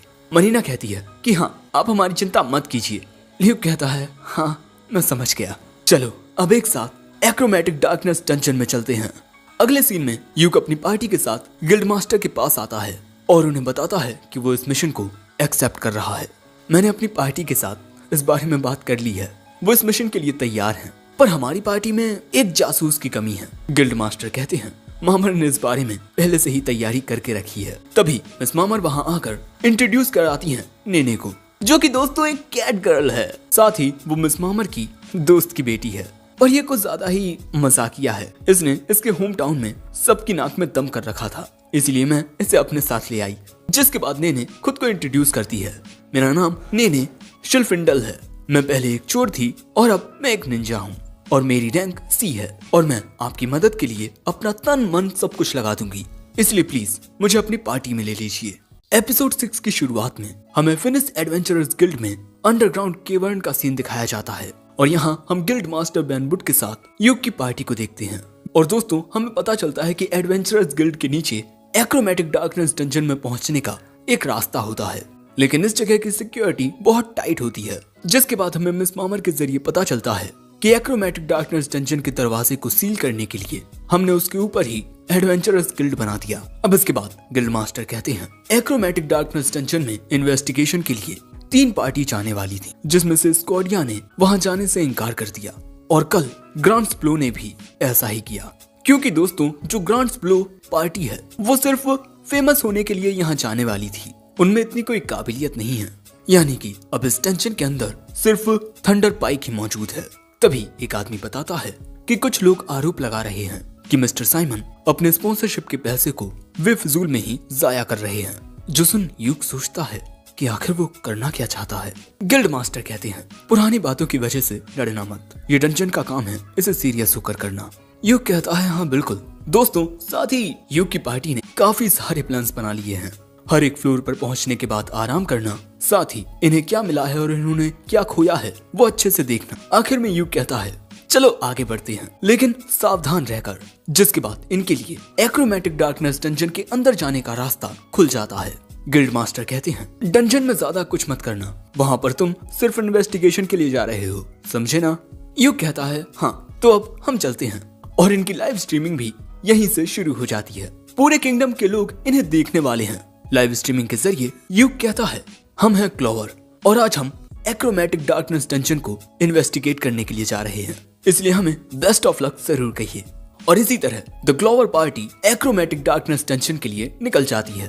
और फर्स्ट फ्लोर पर आने के बाद हम देखते हैं कि नेने इन सबको रास्ता दिखा रही थी। नेने को आगे कोई भी दुश्मन नजर नहीं आते, जिसके बाद वो अपने चोगे को पहनकर गायब हो जाती है और आगे जाने लगती है, ये देखने के लिए कि आगे कोई है तो नहीं। जो देख मरीना कहती है कि नेने कितनी कूल है ना। तभी रेन कहती है कि मेरा ये क्रिम्सन स्टफ मेरे ऑफेंसिव मैजिक की पावर को और भी ज्यादा बढ़ा देगा। जिसके बाद सिल्क युग से पूछती है कि आपको ये एक्रोमेटिक डार्कनेस डंजन कैसा लग रहा है। युग कहता है कि जितना उसने सोचा था वो उतना इमोशनल नहीं है। सिल्क कहती है मैं तो बहुत ही ज्यादा एक्साइटेड हूँ। साथ ही हमें ये भी पता चलता है कि सिल्क ने एक एडवेंचरर बनने का फैसला इसीलिए किया ताकि वो समाज की नजरों में अपनी डार्क एल्फ सोसाइटी की इज्जत को बढ़ा पाए। और आपकी बातों का मुझ पर बहुत गहरा असर हुआ है। आपकी ही बदौलत मैं इतने आगे आ पाई हूँ, इसीलिए इस जगह पर आपके साथ होना मेरे दिल की धड़कनों को बहुत ज्यादा बढ़ा रहा है। युग कहता है मैं तुम्हारी बातों को समझ रहा हूँ।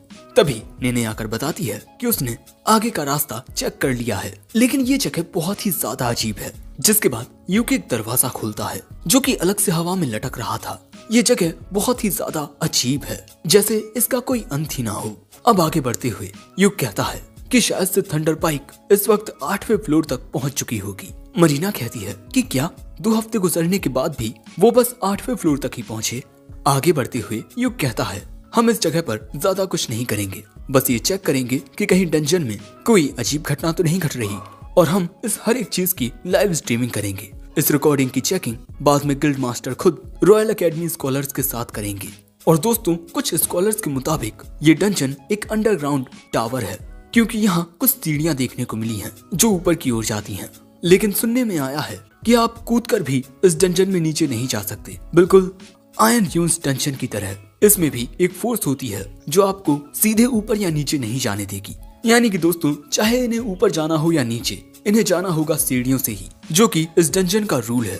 पर तभी नेने देखकर बताती है कि इनके सामने एक मॉन्स्टर है जिससे बचकर आगे बढ़ने का कोई रास्ता नहीं है, इसीलिए इन्हें इससे लड़ना ही होगा। जिसके बाद दोस्तों इनके सामने एक बहुत ही अजीब सा मॉन्स्टर आता है जिसे यूक ने भी पहले कभी नहीं देखा।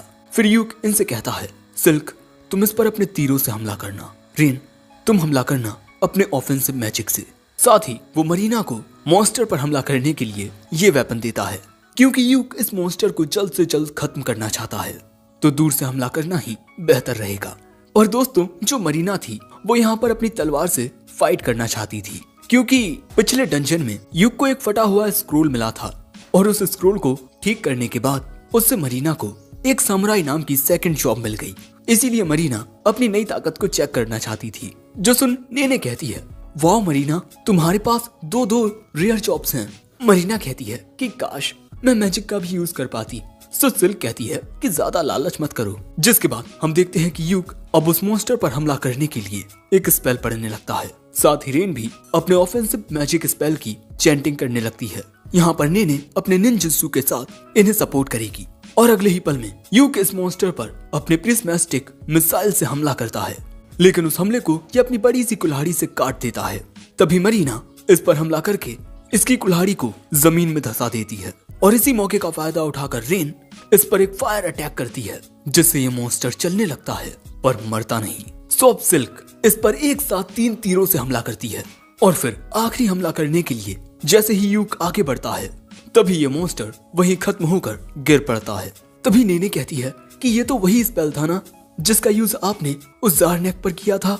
वाओ, ये कितना अमेजिंग था। मॉन्स्टर को हराने के बाद ये लोग पहुंचते हैं सेफ्टी एरिया में। यहाँ ये लोग एक ब्रेक लेंगे, इसीलिए यूक लाइव स्ट्रीमिंग को कुछ देर के लिए बंद कर देता है। जिसके बाद मरीना कहती है, लाइव स्ट्रीम करते हुए मैं तो बहुत नर्वस हो जाती हूँ।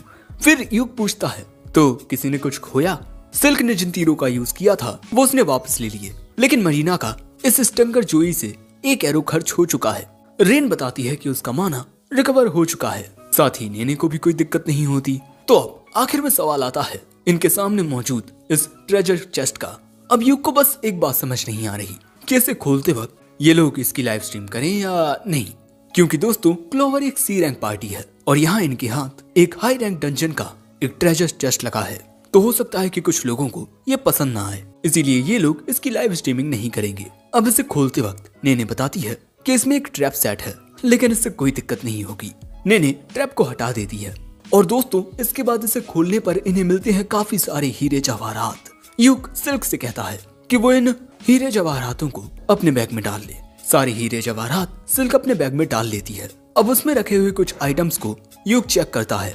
यूक को इसमें मिलता है एक ब्लैक क्यूब। यूक को भी पता नहीं होता कि ये है क्या, और इसे देखकर लग रहा है कि जैसे इस आइटम को भी नहीं पता कि ये क्या है। शायद ये इंतजार कर रहा है कि इसको भी इसका जवाब मिले कि आखिर ये है क्या। दोस्तों एक तरह से ये एक बेबी आर्टिफैक्ट है। यूक कहता है ये काफी रेयर आइटम है, तो हम इसकी रिपोर्ट सबसे पहले गिल्ड मास्टर को देंगे। और इसके बाद हम देखते हैं कि यूक को यहाँ एक अंगूठी भी मिलती है जिसे वो रेन के हाथ में पहना देता है। भाई ये तो काइंड ऑफ एंगेजमेंट टाइप हो गई। यूक बताता है कि इसे एक सैनिटी रिंग कहा जाता है जो आपके दिमाग को स्थिर रखने का काम करती है।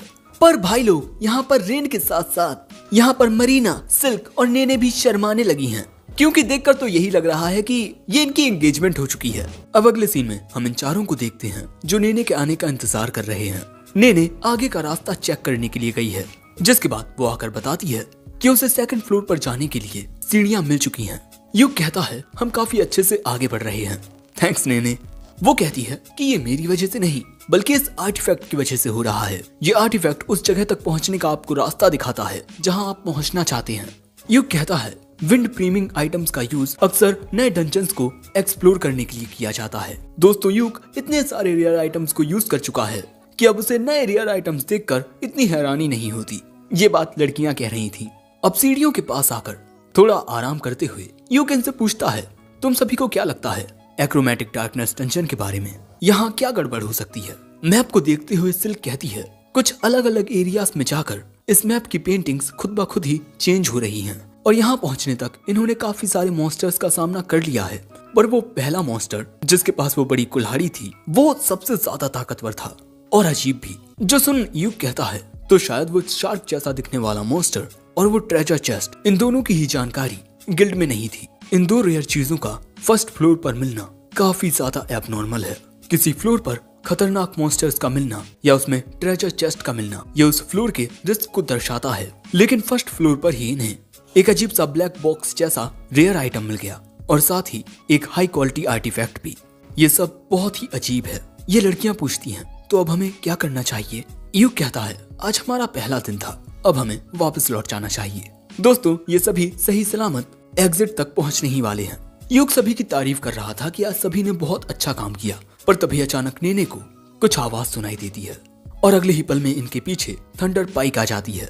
यूक कहता है, मैं तो भूल ही गया था कि तुम लोग भी यहाँ हो। साइमन कहता है, यूक जब तुम यहाँ आने ही वाले थे तब तुमने हमारी रिक्वेस्ट को एक्सेप्ट क्यों नहीं किया।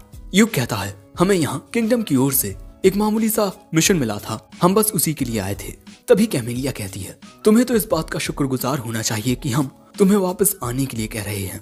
बैरी भी कहता है कि यूक तुम्हें हमारी बात मान लेनी चाहिए, पर जेमी यहाँ कुछ नहीं कहती। फिर साइमन यूक के पास आकर कहता है, हम दोनों ही सेम काम कर रहे हैं, है ना?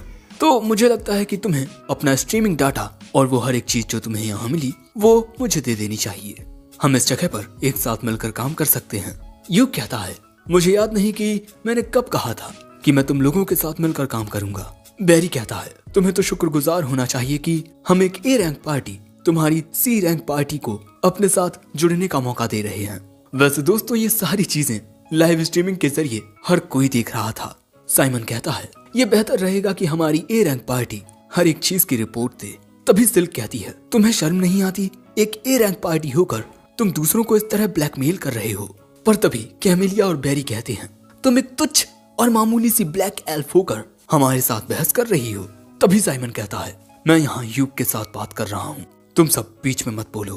पर तभी यूक गुस्से में आ जाता है और कहता है, सिल्क मेरे परिवार की तरह है, खबरदार जो उसकी इंसल्ट की। साइमन कहता है, यार यूक क्या तुम इतना गुस्सा कर रहे हो। यूक कहता है कि अपना मुंह बंद रखो साइमन, मैं तुम लोगों के साथ मिलकर कभी काम नहीं करने वाला। और अब यूक यहाँ से जाते हुए कहता है, चलो अब हम यहाँ से चलते हैं। लेकिन ये देख साइमन को बहुत गुस्सा आता है।